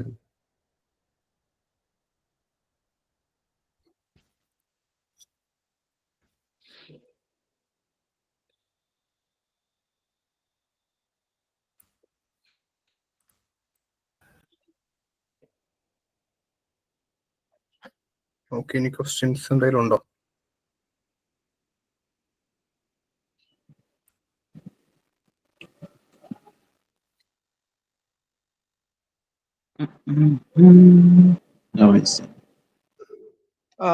ഇതിനോട് ബന്ധപ്പെട്ടിട്ടുള്ള ചോദ്യങ്ങളൊക്കെ ചോദിക്കട്ടോ. പ്രണവ് ഹാൻഡ് റൈസ് ചെയ്തിട്ടുണ്ട്. അനൂപ് ഒന്ന് ആൻസർ ചെയ്തോളൂ. Good afternoon Pranav. Good afternoon sir. അതായത് ഇപ്പൊ നമുക്ക് ഈ സർവീസ് ആയി ടാഗ് മാനേജർ യൂസ് ചെയ്യാൻ പറ്റാത്ത സ്പെസിഫിക് സെറ്റ് ഓഫ് ഫീച്ചേഴ്സോ അല്ലെങ്കിൽ വെബ്സൈറ്റ്സ് അങ്ങനെ വല്ലതും ഉണ്ടോ? എന്തെങ്കിലും റെസ്ട്രിക്ഷൻസ് ഉണ്ടോ? ഇതൊരു സൊല്യൂഷൻ ആണ് ആക്ച്വലി. നമുക്ക് അങ്ങനെ ഒരു റെസ്ട്രിക്ഷൻസ് പറയാനില്ല. ഇപ്പൊ നമ്മള് സർവീസ് ടാഗ് മാനേജർ നമ്മുടെ സെർവറിൽ ഹോസ്റ്റ് ചെയ്യുന്നു. അതിന് എവിടെ നിന്ന് വേണമെങ്കിൽ ഡാറ്റയെ റിസീവ് ചെയ്യാം. ഫോർ എക്സാമ്പിൾ ഞാനിപ്പോൾ ഒരു ഡയഗ്രം എടുക്കാം. ഈ ഡയഗ്രത്തിൽ നിങ്ങൾ കണ്ടു ഇപ്പൊ എവിടെയും സർവീസ് ടാഗ് മാനേജർ ഹോസ്റ്റ് ചെയ്യുന്നു. ഈ സർവീസ് ടാഗ് മാനേജർ എവിടെ നിന്ന് വേണമെങ്കിൽ ഇപ്പൊ ഈ അതിനകത്ത് വെബ് സെർവറിൽ നിന്ന് അയക്കുന്നു. ഇപ്പൊ നിങ്ങൾക്ക് വേണമെങ്കിൽ ഒരു കോഫി മെഷീന് വേണമെങ്കിൽ സർവീസ് ടാഗ് മാനേജർക്ക് ഡാറ്റ അയക്കാൻ പറ്റും. ഓക്കെ, അതുപോലെ ഒരു IoT ഡിവൈസിന് സർവീസ് ടാഗ് മാനേജർക്ക് ഡാറ്റ അയക്കാൻ പറ്റും. അപ്പൊ ഇന്റർടാക്സ് ഉള്ള അല്ലെങ്കിൽ എന്തൊരു ഡിവൈസിനും എന്തൊരു സാധനത്തിനും ഈ പറഞ്ഞ പോലെ സർവീസ് ടാഗ് മാനേജർക്ക് ഡാറ്റ അയക്കാം. ആ ഡാറ്റ സർവീസ് ടാഗ് മാനേജർ കിട്ടിക്കഴിഞ്ഞാൽ പിന്നെ അവന്റെ കൺട്രോളിലാണ്. അവനെ അയക്കുക, അവനെ ഡാറ്റയിൽ എന്ത് വേണം ചെയ്യാം, അവനെ പ്രോസസ് ചെയ്യാം, മോഡിഫൈ ചെയ്യാം, അതുപോലെ എങ്ങോട്ട് വേണം അയക്കാനുള്ള കൺട്രോൾ എല്ലാം സർവീസ് ടാഗ് മാനേജർ ഉണ്ട്.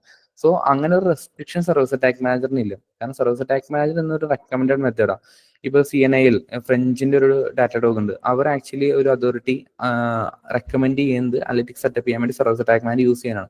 കാരണം എന്ന് വെച്ചാൽ സർവീസ് അറ്റാക്ക്മാന്റെ ഏറ്റവും വലിയ അഡ്വാൻറ്റേജ് എന്ന് വെച്ചാൽ ഇവിടെ നിങ്ങൾ നോക്കി അറിയാൻ പറ്റും, യൂസറിന്റെ ബ്രൗസറിൽ നിന്ന് നേരിട്ട് ഈ പറഞ്ഞ ആഡ് പ്ലാറ്റ്ഫോമിലേക്ക് പോകുന്നില്ല. യൂസറിന്റെ ബ്രൗസറിൽ നിന്ന് ഡാറ്റ ഈ പറഞ്ഞ സർവീസ് അറ്റാക്ക്മാനിലേക്ക് പോയിട്ട് അവിടെ നിന്നാണ് ആഡ് പ്ലാറ്റ്ഫോമിലോട്ട് പോകുന്നത്. അപ്പൊ ഇവിടെ സംഭവിക്കുന്നത് എന്താണെന്ന് വെച്ചാൽ നമുക്കറിയാം, നമുക്ക് എല്ലാവരുടെയും നെറ്റ്വർക്കിന് ഒരു IP ഉണ്ട്. IP ആക്ച്വലി ഒരു യുണീക്ക് IP ആയിരിക്കും.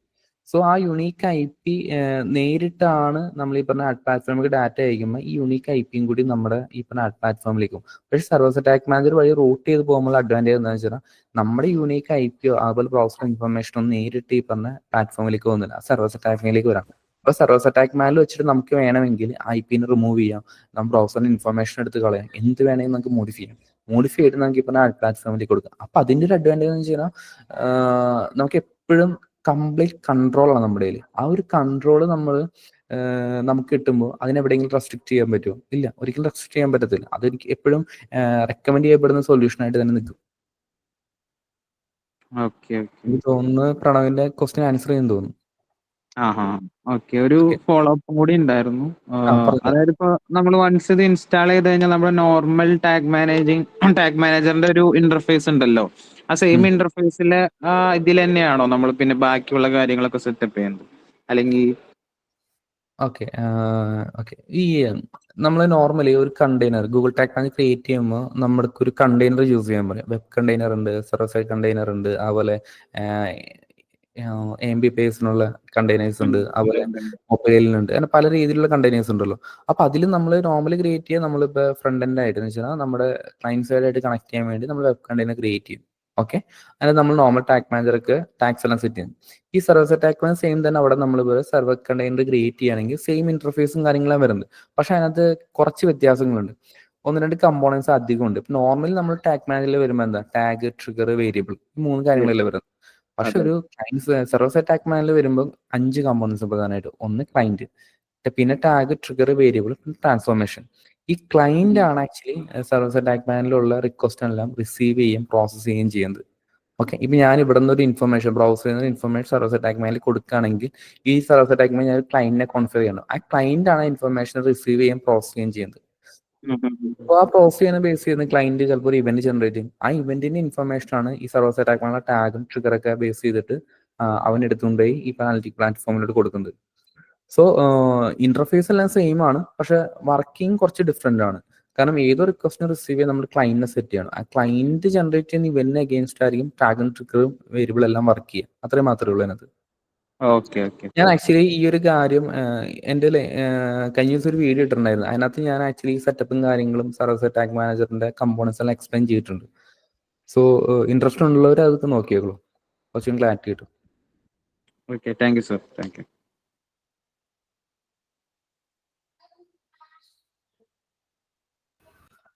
ഓക്കെ, നെക്സ്റ്റ് ഒരു ക്വസ്റ്റ്യൻ വന്നിരിക്കുന്നത്, explain how consent banner works. Okay Sreejila. Okay, consent banner actually ഈ പറഞ്ഞ സർവീസ് അറ്റാക്ക് മാനേജറുമായിട്ട് വലിയൊരു ബന്ധമില്ല. നമ്മളിപ്പോൾ സർവീസ് അറ്റാക്ക് മാനേജർ ഞാൻ പറഞ്ഞല്ലോ, സർവീസ് അറ്റാക്ക് മാനേജർ നമ്മൾ തിങ്ക് ചെയ്യാൻ സമയത്ത് എപ്പോഴും നമ്മൾ കൺസിഡർ ചെയ്യേണ്ടത് ഓക്കെ യൂസറിന്റെ പ്രൈവസിയെ റെസ്പെക്ട് ചെയ്യാൻ വേണ്ടിയിട്ട്, നമുക്ക് കംപ്ലീറ്റ് ഡാറ്റ കൺട്രോൾ കിട്ടാൻ വേണ്ടി ഇതിനൊക്കെ നമ്മൾ ഉപയോഗിക്കുന്ന ഒരു സൊല്യൂഷനാണ് സർവീസ് അറ്റാക്ക് മാനേജർ കാണാൻ പറ്റത്തുള്ളൂ. ഈ കൺസെന്റ് ബാനർ എന്ന് വെച്ചാൽ എൻ്റെ ഡിഫറെന്റ്. ഇപ്പൊ ഈ ഒരു എക്സ്പ്ലെയിൻ ചെയ്യുകയാണെങ്കിൽ യൂസറിന്റെ ബ്രൗസറിൽ നമ്മുടെ വെബ്സൈറ്റ് ലോഡ് ചെയ്യാൻ നേരത്ത് ഓക്കെ നമ്മൾ എന്ത് ചെയ്യും, ഒരു കൺസെന്റ് ബാനർ കാണിക്കുന്നു. ആ കൺസെന്റ് ബാനറിനകത്ത് മൾട്ടിപ്പിൾ ഓപ്ഷൻസ് ഉണ്ടാവും. നമുക്ക് ആക്സെപ്റ്റ് ചെയ്യാനും ഡിനി ചെയ്യാനുള്ള ഓപ്ഷൻസ് ഉണ്ട്. ഇപ്പൊ നമ്മൾ യൂസർ ഇപ്പൊ ആക്സെപ്റ്റ് ചെയ്യണം, ഓക്കെ എന്നെ ട്രാക്ക് ചെയ്തോ അല്ലെങ്കിൽ കുക്കീസ് എല്ലാം ഇനേബിൾ ചെയ്യാൻ വേണ്ടി ഞാൻ ഓക്കെ പറയുകയാണെങ്കിൽ, ആക്സെപ്റ്റ് ചെയ്യുകയാണെങ്കിൽ മാത്രമാണ് ട്രാക്കിംഗ് സ്ക്രിപ്റ്റ് ലോഡ് ചെയ്യാൻ പാടുള്ളൂ, ഇല്ലെങ്കിൽ ട്രാക്ക് ചെയ്യാൻ പാടില്ല. അപ്പൊ ഡിനേ ചെയ്യുകയാണെങ്കിൽ നോട്ട് ട്രാക്കിംഗ്, ആക്സെപ്റ്റ് ചെയ്യുകയാണെങ്കിൽ ട്രാക്ക് ചെയ്യാം. ഇതാണ് ഒരു കൺസെന്റ് മാനേജറിന്റെ ബേസിക് പ്രിൻസിപ്പിൾ. ഇപ്പോൾ നിങ്ങളെല്ലാവരും ഗൂഗിളിന്റെ കുക്കിലെസ് തിങ്സിനെ കുറിച്ച് കേട്ടാൽ ഗൂഗിളിന്റെ അഡ്വാൻസ് കൺസെന്റ് മോഡിൽ ആക്ച്വലി സംഭവിക്കുന്നത് എന്താണെന്ന് വെച്ചാൽ നമ്മളിപ്പോൾ ഒരു കൺസെന്റ് മാനേജർ കാണിച്ചു, അവിടെ നമ്മൾ ആക്സെപ്റ്റ് ചെയ്യുന്നില്ല, ഡിനേ ആണ് ചെയ്തത്. ഡിനേ ആകുമ്പോൾ ചെയ്യുമ്പോഴും അവിടെ ട്രാക്കിംഗ് നടക്കുന്നുണ്ട്. പക്ഷെ ഒരു വ്യത്യാസം എന്ന് പറഞ്ഞാൽ കുക്കി ഇല്ലാത്ത പിങ്സ് ആയിരിക്കും, ഡാറ്റ ആയിരിക്കും അവൻ അയക്കാന്നാണ് ഗൂഗിൾ പറയുന്നത്. പക്ഷെ കുക്കിലെസ് പിങ്സ് ആണെങ്കിൽ കൂടി നമ്മൾ യൂസറിന്റെ ബ്രൗസറിൽ കുക്കി സെറ്റ് ആവുന്നുണ്ട്. അതെല്ലാം ആക്ച്വലി ഡാറ്റയുടെ വയലേഷനാണ്, GDPR വയലേഷനാണ്. സോ എങ്കിൽ കൂടിയും ഒരു പരിധി വരെ യൂസറിന്റെ പ്രൈവസി റെസ്പെക്ട് ചെയ്യുന്നുണ്ട്. സോ കൺസെന്റ് മാനറെ കുറിച്ച് തിങ്ക് ചെയ്യുമ്പോൾ ഇത്ര മാത്രം നോക്കുക. യൂസറിന്റെ കൺസെന്റ് മേടിക്കുക. കൺസെന്റ് മേടിക്കുന്നത് നമ്മൾ ട്രാക്കിംഗ് ചെയ്യണോ വേണ്ടയോ എന്നുള്ളതിനുള്ള കൺസെന്റ് ആണ് ആക്ച്വലി ആ കൺസെന്റ് മാനർ നമ്മൾ മേടിക്കുന്നത്. അത് കിട്ടിക്കാൻ എസ് പറയുകയാണെങ്കിൽ നമുക്ക് എന്ത് ട്രാക്കിംഗ് വേണമെങ്കിൽ ചെയ്യാം. നോ പറയുകയാണെങ്കിൽ നമുക്ക് ട്രാക്കിംഗ് ചെയ്യാൻ പാടില്ല. പക്ഷെ നോ പറയുന്ന ഒരു സിറ്റുവേഷൻ അത് നമുക്ക് ഡാറ്റ കളക്ട് ചെയ്യാൻ വേണ്ടി ഗൂഗിൾ കൊണ്ടുവന്ന ഒരു ഓപ്ഷനാണ് ആക്ച്വലി അഡ്വാൻസ് കൺസെന്റ് മോഡ്. പക്ഷെ അഡ്വാൻസ് കൺസെന്റ് മോഡ് ഇംപ്ലിമെന്റ് ചെയ്യാൻ വേണ്ടിയിട്ട് ഗൂഗിൾ റെക്കമെൻഡ് ചെയ്യുന്നുണ്ട്. പക്ഷെ നിങ്ങളത് കുറച്ചുകൂടി നിങ്ങൾ വലിയൊരു ഓർഗനൈസേഷൻ ആണ്, അതുപോലെ നിങ്ങൾ യൂറോപ്പിലോ അതുപോലെ എന്തെങ്കിലും യൂസർ പ്രൈവസിക്ക് അത്രയും ഡാറ്റ ലോസ് ഒക്കെ അത്രയും സ്ട്രോങ് ആയിട്ടുള്ള ഏതെങ്കിലും കൺട്രീസിലൊക്കെയാണ് മാർക്കറ്റ് ചെയ്യണമെങ്കിൽ ഒരു ഡാറ്റ അവരുടെ ഒരു ലീഗൽ ടീമൊക്കെ ആയിട്ട് ഒരു കൺഫർമേഷൻ എടുത്തിട്ട് മാത്രം ഇംപ്ലിമെന്റ് ചെയ്യാൻ റെക്കമെൻഡ് ചെയ്യുന്നു. അല്ല, കാരണം അതിലൊരു പ്രൈവസി വയലേഷൻ ഉണ്ട്. അതിൽ പ്രധാനമായിട്ട് പറയുന്നത് വെച്ചാൽ നമുക്ക് ആക്ച്വലി ഒരു യൂസറിന്റെ ഡിവൈസിനകത്ത് നമുക്കൊരു കുക്കിയോ എന്തെങ്കിലും ഇൻഫർമേഷൻ സേവ് ചെയ്യാനൊക്കെ നമുക്ക് പാടില്ല. എന്ന് വെച്ചാൽ യൂസറിന്റെ പെർമിഷൻ കിട്ടാതെ ഒരു ഇൻഫർമേഷൻ യൂസറിന്റെ ഡിവൈസിൽ സേവ് ചെയ്യാൻ പാടില്ല. അതാണ് ആക്ച്വലി ഡാറ്റ ലോസ് എല്ലാം പറയുന്നത്. പക്ഷെ ഈ അഡ്വാൻസ് കൺസെന്റ് മോഡിൽ ആക്ച്വലി സംഭവിക്കണമെന്ന് വെച്ചാൽ നമ്മൾ ഇൻഫർമേഷൻ അയക്കുമ്പോൾ കുക്കി അയക്കുന്നില്ലെങ്കിൽ കൂടി ഈ പറഞ്ഞ യൂസറിന്റെ ഡിവൈസിലാണ് നമ്മൾ ആ കുക്കി സെറ്റ് ചെയ്യുന്നത്. ഗൂഗിൾ അനാലിറ്റിക്സ് കുക്കിയും കാണാൻ പറ്റും. അത് ആക്ച്വലി ഒരു വയലേഷനാണ്. അപ്പൊ അത് എത്രത്തോളം വലിയൊരു വയലേഷൻ ആണ് എന്ന് നിങ്ങൾ ഡാറ്റ ടീമായിട്ട് ഓരോ നിങ്ങളുടെ കമ്പനിയുടെയും അവരുടെ ലീഗൽ ടീമായിട്ട് ഒന്ന് കൺഫേം ചെയ്തിട്ട് ഇംപ്ലിമെന്റ് ചെയ്യുന്നതായിരിക്കും better, especially in the case of European countries. Okay, so once ഈ പറഞ്ഞ കൺസെന്റിനെ ബേസ് ചെയ്ത് ഡാറ്റ നമ്മൾ സർവീസ് അറ്റാക്മെന്റിലേക്ക് വന്നു കഴിഞ്ഞാൽ അവിടെ ഈ പറഞ്ഞ കൺസെന്റ് ചെക്കോ കാര്യങ്ങളൊന്നും നമ്മൾ ഇംപ്ലിമെന്റ് ചെയ്യേണ്ട കാര്യമില്ല. കാരണം കൺസെന്റ് ഉള്ള ഡാറ്റ മാത്രമേ നമ്മൾ സർവീസ് അറ്റാക്മെന്റിലേക്ക് കൊണ്ടുവരുന്നുള്ളൂ. പിന്നെ അവിടെ നിന്ന് നേരിട്ട് ഡാറ്റ പൊക്കോളും. ഈവൻ വേണം നമുക്കൊരു കൺസെന്റ് ചെക്ക് അവിടെയും വേണമെങ്കിൽ നമുക്ക് അതിനുള്ള മെക്കാനിസവും സർവീസ് അറ്റാക്മെന്റിൽ ഉണ്ട്, ചെയ്യാവുന്നതാണ് നമുക്ക്. എനിക്ക് തോന്നുന്നു ശ്രീജിലേക്ക് കിട്ടേണ്ട ആൻസർ കിട്ടിയെന്ന് വിശ്വസിക്കുന്നു. ഇല്ല എങ്കിൽ ഫോളോ അപ്പ് ക്വസ്റ്റ്യൻ ചോദിക്കുക. Okay, Vishnu so hand raise ചെയ്തു. അഭിനവേന്റെ ക്വസ്റ്റ്യൻസ് ഉണ്ടെങ്കിൽ ഒന്ന് പറയോ? Yes, Vishnu hand. Sorry, hello sir. പറഞ്ഞോളൂ വിഷ്ണു. ഇപ്പൊ ഞാൻ SEO ചെയ്യുന്ന വെബ്സൈറ്റിൽ ഇപ്പോൾ ഈ ഗൂഗിൾ അനലിറ്റിക്സും പിന്നെ സെർച്ച് കൺസോൾ രണ്ടും ഡിഫറെന്റ് ഡാറ്റ കാണിക്കുന്നുണ്ട്. ഇപ്പൊ ഡിഫറെന്റ് കൺട്രീസ് ഇപ്പൊ സെർച്ച് കൺസോളിൽ ഇപ്പൊ ഏതൊക്കെ കൺട്രീസ് ആണ് വരുന്നതെന്ന് വിസിറ്റേഴ്സ് വരുന്നതും ഈ ഗൂഗിൾ അനലിറ്റിക്സിലും കാണിക്കുന്നത് ഡിഫറെന്റ് ആണ്. അപ്പൊ ഇത് പ്യൂർ ആയിട്ട് നമുക്ക് ഇത് വിശ്വസിക്കാൻ പറ്റും ഈ ഡാറ്റാസ് ഗൂഗിൾ അനലിറ്റിക്സിലൊക്കെ? ഇതൊക്കെ ഫ്രീ ടൂൾ ആണല്ലോ, അതോ പെയ്ഡ് ടൂൾസ് ആയ മിക്സ് പാനൽ, ഈ ഹോട്ട്ജാർ അങ്ങനെയൊക്കെ അതൊക്കെ കുറച്ചുകൂടി റെലവെന്റ് ആണോ? അതോ ഇതിന്റെ ലിമിറ്റേഷൻ ആണോ ഗൂഗിൾ അനലിറ്റിക്സിന്റെ ഒക്കെ? പ്രോപ്പർ ട്രാക്കിംഗ് ആണോ ഇത്? ഓക്കെ, സോ സെർച്ച് കൺസോളും അതേപോലെ ഗൂഗിൾ അനലിറ്റിക്സും ഈ രണ്ട് പ്രൊഫഷണൽ ടൂളാണ്. ഇപ്പൊ സെർച്ച് കൺസോളിലുള്ള ഡാറ്റ എന്താണ്? സെർച്ച് കൺസോളിലുള്ള ഡാറ്റ ആക്ച്വലി ഒരു യൂസർ നമ്മുടെ വെബ്സൈറ്റിൽ വരുന്നതിന് തൊട്ട് മുന്നേ വരെയുള്ള ഇൻഫർമേഷനാണ് സെർച്ച് കൺസോളിലുള്ളത്. ഒരു യൂസർ വന്ന് ഗൂഗിളിനകത്ത് സെർച്ച് ചെയ്യുന്നു. ഓക്കെ, ഗൂഗിൾ സെർച്ച് ചെയ്യുമ്പോൾ അത് ഇംപ്രഷൻ കൗണ്ട് അവന് നമ്മുടെ ആഡിൽ നമ്മുടെ വെബ്സൈറ്റിൽ ക്ലിക്ക് ചെയ്താൽ ക്ലിക്ക് കൗണ്ടോ. സോ പക്ഷെ നമ്മുടെ വെബ്സൈറ്റിനകത്ത് എത്ര വിസിറ്റേഴ്സ് വന്നു, അവൻ ക്ലിക്ക് ചെയ്യുന്ന വെബ്സൈറ്റിൽ വിസിറ്റ് ആ ഒരു ലാൻഡ് ചെയ്യുന്ന സിറ്റുവേഷൻ ആ ഒരു മൊമെന്റ് മുതലാണ് ഗൂഗിൾ അനലിറ്റിക്സിൽ ഡാറ്റ വരുന്നത്. ഓക്കെ, അപ്പോൾ ഒരു യൂസർ ക്ലിക്ക് ചെയ്യുന്ന മൊമെന്റ് സെർച്ച് കൺസോൾ ഡാറ്റ ഉണ്ട്, അതിന് ശേഷമുള്ള ഡാറ്റ എപ്പോഴും കിട്ടുന്നത് എവിടെ? ഗൂഗിൾ അനലിറ്റിക്സിലേക്ക് ആയിരിക്കും. ഇതാണ് ആക്ച്വലി ഒരു ബേസിക് ഡിഫറൻസ് ഉള്ളത് തമ്മിലുള്ള. സോ ഇതിന് തമ്മിൽ എപ്പോഴും നമ്മൾ ഡിഫറൻസ് കാണും. ഇപ്പൊ ഇംപ്രഷന്റെയും ക്ലിക്കിന്റെയും കൗണ്ട്, ഇപ്പൊ ക്ലിക്കിന്റെ കൗണ്ട് ഒരിക്കലും ലാൻഡിംഗ് പേജ് വ്യൂസിന്റെ കൗണ്ടും തമ്മിൽ മാച്ച് ആവത്തില്ല. അതിന്റെ റീസൺ വെച്ചാൽ ക്ലിക്കിന് ശേഷം അത് ഡ്രോപ്പ് ഓഫ് ആയിപ്പോ, നെറ്റ്വർക്ക് ഇഷ്യൂ, അങ്ങനെ പല റീസൺ കൊണ്ട് യൂസർ ഡ്രോപ്പ് ആയിപ്പോ. പക്ഷെ വിസിറ്റ് ചെയ്ത് തന്നെ ലാൻഡിംഗ് പേജ് വ്യൂസ് ആയിട്ട് ഗൂഗിൾ അനലിറ്റിക്സ് കാണും, ക്ലിക്ക് ചെയ്ത് തന്നെ സെർച്ച് കൺസോളിൽ കാണും. അപ്പൊ ഈ ഡാറ്റ ഇത് രണ്ടും ട്രാക്ക് ചെയ്യുന്ന മെത്തേഡ് തമ്മിൽ കുറച്ച് ഡിഫറൻസ് ഉണ്ട്. അതുകൊണ്ട് ആ ഒരു ഡിഫറൻസ് എപ്പോഴും കാണും. പക്ഷെ വിഷ്ണു ചോദിച്ച ക്വസ്റ്റ്യൻ ആക്ച്വലി ജിയോ ലൊക്കേഷൻ ആണ്. ജിയോ ലൊക്കേഷന്റെ കേസ് അതിന്റെ ഒരു എക്സാക്ട് ആൻസർ എനിക്കിപ്പോ അറിയത്തില്ല. എന്തുകൊണ്ടാണ് ആ ഡിഫറൻസ് വരുന്നതെന്ന് വെച്ചാൽ എനിക്ക് കൃത്യമായിട്ട് പറയാൻ പറ്റുന്നില്ല. പക്ഷെ അതെങ്ങനെയാണ് നമുക്ക് ട്രാക്ക് ചെയ്യണം? നമുക്ക് ഇപ്പൊ ഒരു ഗൂഗിളിന്റെ കേസിൽ സെർച്ച് കൺസോൾ ഡാറ്റ കുറച്ചുകൂടി ആക്യുറേറ്റ് ആയിരിക്കും. കാരണം ഗൂഗിളിന് അറിയാം ഏതൊക്കെ ലൊക്കേഷനിൽ നിന്നാണ് ഗൂഗിളിന്റെ കാരണം google.com നമ്മൾ എടുക്കുന്നു. ആ google.com നമ്മുടെ വെബ്സൈറ്റ് വരുന്നതും അതിൽ ക്ലിക്ക് ചെയ്യുന്നതും അതിന്റെ ഡാറ്റയാണ് ആക്ച്വലി സെർച്ച് കൺസോളിൽ വരുന്നത്. അപ്പൊ അവിടെ കുറച്ചും കൂടി ആക്യുറസി കൂടുതലായിരിക്കും. പക്ഷെ ഇതിന്റെ കേസിൽ എന്ന് വെച്ചാൽ വെബ്സൈറ്റിലോട്ട് വരുമ്പോൾ വെച്ചാൽ നമ്മുടെ വെബ്സൈറ്റിൽ യൂസർ വന്നു കഴിഞ്ഞതിന് ശേഷം നമ്മൾ അയക്കുന്ന ഡാറ്റയാണ് ഗൂഗിൾ അനലിറ്റിക്സ് കിട്ടുക. അവിടെ ഈ പറഞ്ഞ പോലെ ഗൂഗിൾ എന്താ പറയാ ട്രാക്കിംഗ് പ്രൊട്ടക്ഷൻ പല മെക്കാനിസം കാരണം നമ്മുടെ ഡാറ്റ മിസ് ആവാനുള്ള ചാൻസ് കൂടുതലാണ്. അപ്പൊ എപ്പോഴും കുറച്ച് ഡാറ്റ കുറവായിരിക്കും ഗൂഗിൾ അനലിറ്റിക്സ്. പക്ഷെ ഈ ലൊക്കേഷൻ ബേസ്ഡ് എനിക്ക് എന്തുകൊണ്ട് ആ ഡിഫറൻസ് ഉണ്ടെന്ന് എനിക്ക് പറയാൻ പറ്റുന്നില്ല.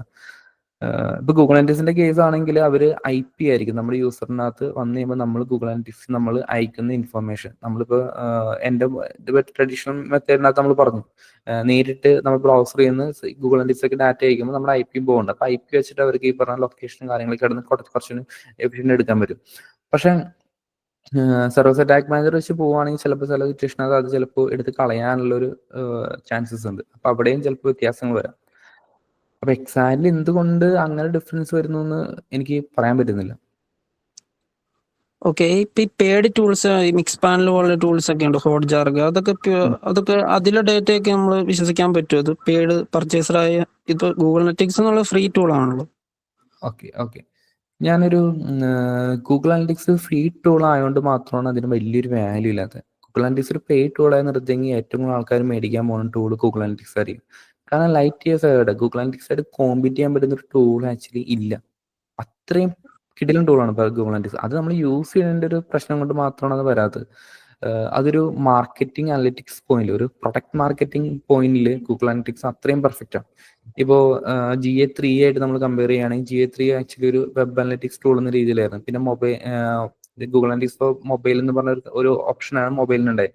പക്ഷെ ഇതിലേക്ക് വന്നു കഴിയുമ്പോൾ GA4 വന്നു കഴിയുമ്പോൾ അവർ എന്ത് ചെയ്തു, ഒരു കംപ്ലീറ്റ് പ്രൊഡക്റ്റ് എന്ന രീതിയിലാണ്. ഒരു പ്രൊഡക്റ്റിന് മൊബൈൽ ആപ്പ് ഉണ്ടാവും, വെബ്സൈറ്റ് ഉണ്ടാവും, ഏത് രീതിയിൽ ട്രാഫിക് ഉണ്ടെങ്കിലും ട്രാഫിക്കിനെല്ലാം കളക്ട് ചെയ്തുകൊണ്ടുവന്ന് അതിന്റെ ഇൻഫർമേഷൻ ഒരുമിച്ച് കൊണ്ടുവരാൻ പറ്റുന്നത് പെർഫെക്റ്റ് ടൂളാണ് ഗൂഗിൾ അനലിറ്റിക്സ്. അതൊരു കുറച്ച് ഭയങ്കര എഫിഷ്യന്റ് ടൂളാണ്. പക്ഷെ അതിന് ഈ പറഞ്ഞ ഒരുപാട് യൂസേഴ്സും അതുപോലെ അവരത് ഫ്രീ ആയിട്ട് കൊടുക്കുന്നതുകൊണ്ട് തന്നെ അതിന് കുറെ ഇഷ്യൂസ് ഉണ്ട്. പക്ഷെ എങ്കിൽ കൂടിയും എനിക്ക് തോന്നുന്നില്ല ഈ പറഞ്ഞ പോലെ ക്രിസ്മറ്റിക്സ് ഒന്നും ഇതായിട്ട് കോമ്പീറ്റ് ചെയ്യാൻ പറ്റുന്ന ഒരു ടൂളാണ് എന്ന്. അത് എടുത്തുകൊണ്ട് നിങ്ങളുടെ പ്രോബ്ലം സോൾവ് ആവുമെന്ന് ചോദിച്ചു കഴിഞ്ഞാൽ എനിക്ക് തോന്നുന്നില്ല. എനിക്ക് ഡൗട്ടാണ് കാര്യത്തിനകത്ത്. Okay sir, thank you. അപ്പൊ അതിനകത്ത് ഒരു ഡിഫറെന്റ് ഫീച്ചർ ഉണ്ട്. ഇപ്പൊ ഒരു സെഷൻ റെക്കോർഡിംഗ്, ഹീറ്റ് മാപ്പ്, അങ്ങനെ എന്തെങ്കിലും ഫീച്ചറിന് വേണ്ടിയിട്ട് നിങ്ങൾ ആ ടൂള് അക്യൂർ ചെയ്യുകയാണെങ്കിൽ ഓക്കെ. പക്ഷെ ഗൂഗിൾ അനലിറ്റിക്സിനുള്ള ഒരു ഫീച്ചർ അതിനകത്ത് കുറച്ചുകൂടി ബെറ്റർ ആയി കിട്ടുന്ന രീതിയിൽ നിങ്ങൾ ആ ടൂളിലോട്ട് പോകുകയാണെങ്കിൽ എനിക്ക് തോന്നുന്നില്ല അത് റൈറ്റ് ഡിസിഷൻ ആയിരിക്കും. പക്ഷെ ഇതിനകത്ത് ഇല്ലാത്തൊരു ഫീച്ചറിന് വേണ്ടി ഇപ്പോൾ സെഷൻ റെക്കോർഡിംഗ്, ഹീറ്റ് മാപ്പ്, അങ്ങനെ ഏതെങ്കിലും ഒരു ടൂളിന് വേണ്ടി ഓപ്ഷൻ ഫീച്ചറിന് വേണ്ടി നിങ്ങൾക്ക് വേണമെങ്കിൽ ഈ ടൂൾസ് യൂസ് ചെയ്യാം. Okay thanks. ഓക്കെ, ഇത് പറഞ്ഞപ്പോൾ ആലോചിച്ചു. ഇപ്പൊ ആക്ച്വലി നമ്മുടെ ക്ലാറ്റ്, മൈക്രോസോഫ്റ്റ് ക്ലാറ്റ് എല്ലാവരും യൂസ് ചെയ്യാൻ റീസൺ എന്താ? ഗൂഗിൾ അനലിറ്റിക്സിനകത്ത് സെഷൻ റെക്കോർഡിംഗ് എന്നൊരു ഫീച്ചർ ഇല്ലാത്തതുകൊണ്ട് എല്ലാവരും യൂസ് ചെയ്യുന്നത്. ആ ഒരു ഫീച്ചർ ഗൂഗിൾ അനലിറ്റിക്സിൽ ഉണ്ടെങ്കിൽ ആലോചിച്ച് നോക്കുക, ആരെങ്കിലും പിന്നെ ക്ലാറ്റ് ഇൻസ്റ്റാൾ ചെയ്യും? അഡീഷണൽ സ്ക്രിപ്റ്റ് ലോഡ് ചെയ്യാൻ എത്രത്തോളം ഡിഫിക്കൽട്ടാണ്. അപ്പൊ അതൊന്നുമില്ല, എല്ലാവരും ഗൂഗിൾ അനലിറ്റിക്സ് തന്നെ യൂസ് ചെയ്തോളൂ. സോ ഗൂഗിൾ അനലിറ്റിക്സ് ഇല്ലാത്തൊരു ഫീച്ചറിന്റെ ബേസിസിലായിരിക്കും ഏതെങ്കിലും ടൂൾ പൊങ്ങിയത്. അതല്ലാതെ ഗൂഗിൾ അനലിറ്റിക്സ് ആയിട്ട് എക്സാക്ട്ലി കോമ്പീറ്റ് ചെയ്തൊരു ടൂള് പൊങ്ങിയാൻ ബുദ്ധിമുട്ടാണ്. ഗൂഗിൾ അനലിറ്റിക്സ് ആയിട്ട് എപ്പോഴും എല്ലാവരും കമ്പയർ ചെയ്യണമെന്ന് വെച്ചാൽ ഗൂഗിളിന് ഒരു ട്രസ്റ്റ് ഇഷ്യൂ ഉണ്ട്, ഗൂഗിളിന് നമ്മുടെ ഡാറ്റ കൊണ്ടുപോകും, ആ ഒരു കൺസേൺസിന്റെ ബേസിലാണ് മറ്റു ടൂളുകൾ പലരും മാർക്കറ്റ് ചെയ്യുന്നത്.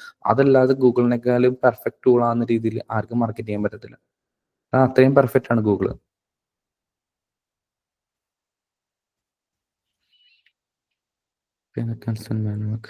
സോ വേറെ എന്തെങ്കിലും ക്വസ്റ്റ്യൻസ് ഉണ്ടോ?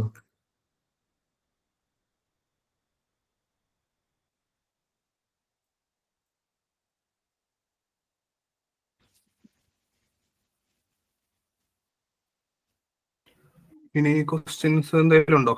ആർക്കെങ്കിലും ഈ ടോപ്പിക് റിലേറ്റഡ് ആയിട്ട് ക്വസ്റ്റ്യൻസ് ചോദിക്കാനുണ്ടോ?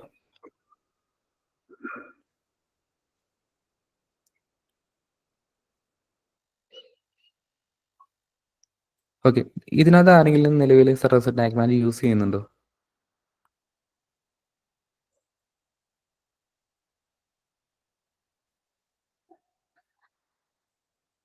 ആരുമില്ല. ഓക്കെ, അത് യൂസ് ചെയ്യുന്നില്ല.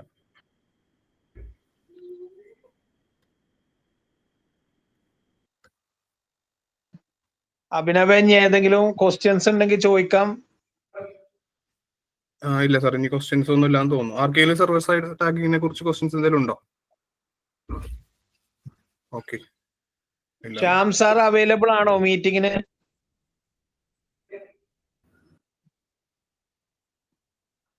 ശ്യാം സാറിനെ കാണുന്നുണ്ട്. ഹലോ, കാണുന്നുണ്ടോ? കാണുന്നുണ്ടെങ്കിൽ നമുക്ക് SEOന്റെ സോഷ്യൽ മീഡിയയിലെ ആഡ്സിന്റെ SEOന്റെ ഒക്കെ ക്വസ്റ്റ്യൻസ് ചോദിച്ചോട്ടെ.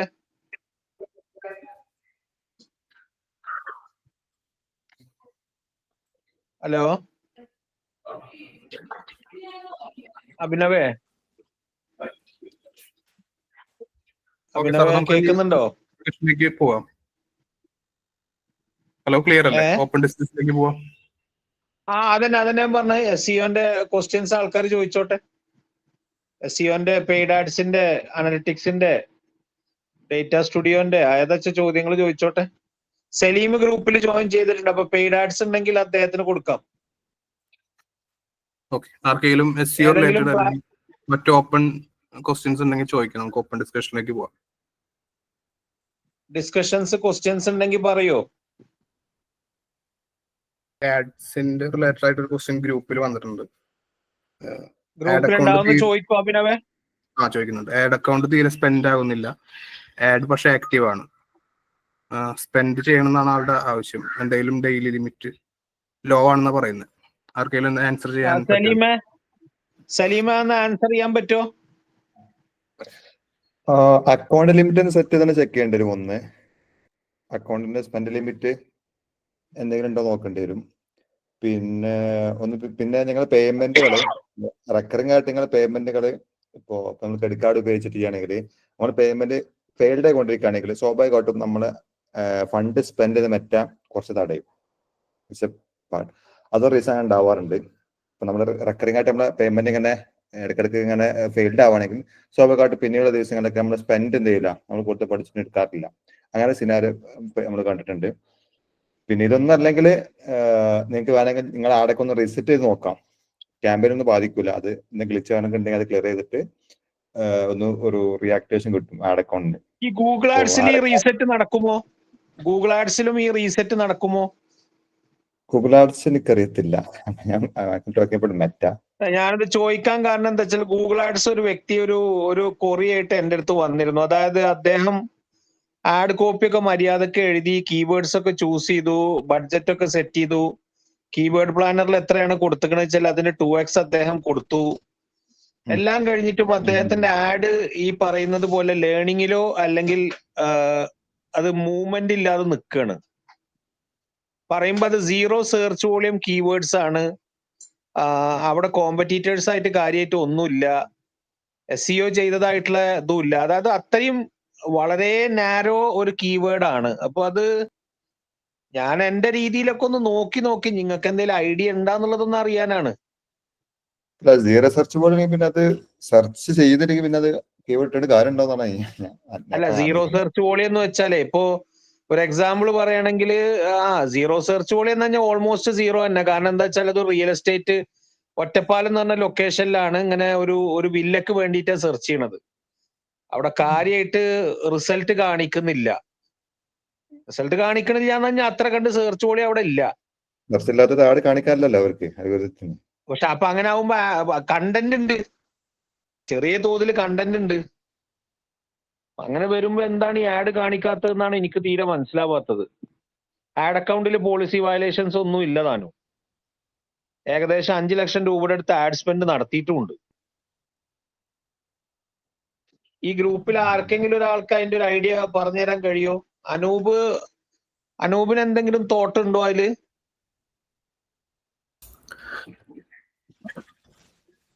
ഓക്കെ, ക്വസ്റ്റ്യൻ എനിക്ക് ക്ലിയർ ആയില്ലായിരുന്നു, സോറി.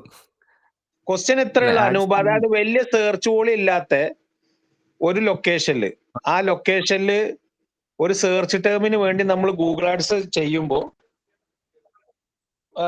സെർച്ച് ടേം ചെയ്യണ സമയത്ത് എന്താ സംഭവിച്ചാൽ ഗൂഗിൾ ആഡ്സ് ഡിസ്പ്ലേ ആവുന്നില്ല. അവിടെ ചെറിയ തോതിലുള്ള SEOന്റെ റാങ്കിങ്സ് കാണിക്കുന്നുണ്ട്.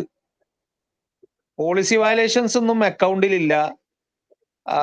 ആഡ് ലേണിംഗ് എന്നും പറഞ്ഞ് നിൽക്കുകയാണ്. ആക്ച്വലി സെർച്ച് വോളിയം ഇല്ലല്ലോ, പിന്നെ നമുക്ക് അതിനകത്തൊന്നും ചെയ്യാനില്ല. അതിനകത്ത് ആ ക്യാമറ ഒബ്ജക്റ്റീവ് മാറ്റിട്ട് ഡിസ്പ്ലേയിലേക്കോ അല്ലെങ്കിൽ വീഡിയോ ബേസ് ക്യാമറയിലേക്ക് ഇട്ട് നോക്കിയാൽ മേ ബി അവർക്ക് സാധ്യത ഉണ്ടോ. ഡിസ്പ്ലേ ആണെങ്കിൽ അവർ സമ്മതിക്കുന്നില്ല. മാറ്റണം, വേറെ ഓപ്ഷൻസ് ഇല്ല. കീവേഡ് ടാർഗറ്റിംഗ് മാറ്റിയിട്ട് ഈ പറഞ്ഞ പോലെ ഏതെങ്കിലും ഇൻട്രസ്റ്റ് ബേസ്ഡോ അല്ലെങ്കിൽ കാറ്റഗറി ബേസ്ഡോ ടാർഗറ്റിങ്ങിലോട്ട് മാറ്റിയാൽ മാത്രമേ അവിടെ എന്തെങ്കിലും പെർഫോമൻസോ മൂവ്മെന്റ് കൊണ്ടുവരാൻ പറ്റുള്ളൂ. കാരണം സെർച്ച് വോളിയം ഇല്ലാത്ത സിറ്റുവേഷനിൽ നമുക്കൊന്നും സെർച്ച് ചെയ്യാനില്ല. അല്ല, ഞാൻ ചോദിക്കുന്ന ചോദ്യം എന്താണെന്ന് ഇപ്പൊ നമ്മൾ ആ ടേം അടിക്കുന്ന സമയത്ത് നമുക്ക് SEO കുറച്ച് റിസൾട്ട് കാണിക്കുന്നുണ്ട്. അങ്ങനെ വരുന്ന സമയത്ത് അവിടെ ഒരു ആഡ് കാണാൻ സ്കോപ്പില്ലേ?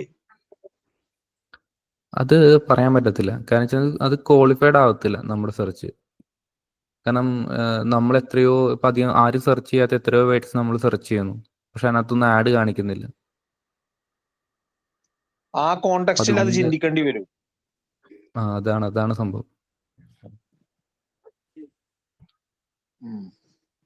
സെർച്ച് എന്നാ വോളിയം പിന്നെ ആ ഇല്ല ഒരു എങ്കിൽ തോട്ട് സെർച്ച് ക്യാമ്പയിന്റെ പുറകെ പോവാതിരിക്കുന്നതായിരിക്കും എപ്പോഴും ബെറ്റർ. അല്ല, അത് ഞാൻ പറഞ്ഞു നോക്കി, പക്ഷെ ഇവർക്കൊരു വാശി ഇത് കാണിക്കണം. നമുക്കൊന്നും ചെയ്യാനില്ല. പിടിവാശിയാണ്, അത് വേണ്ടാത്ത വാശിയാ, പറഞ്ഞിട്ട് കാര്യമില്ല.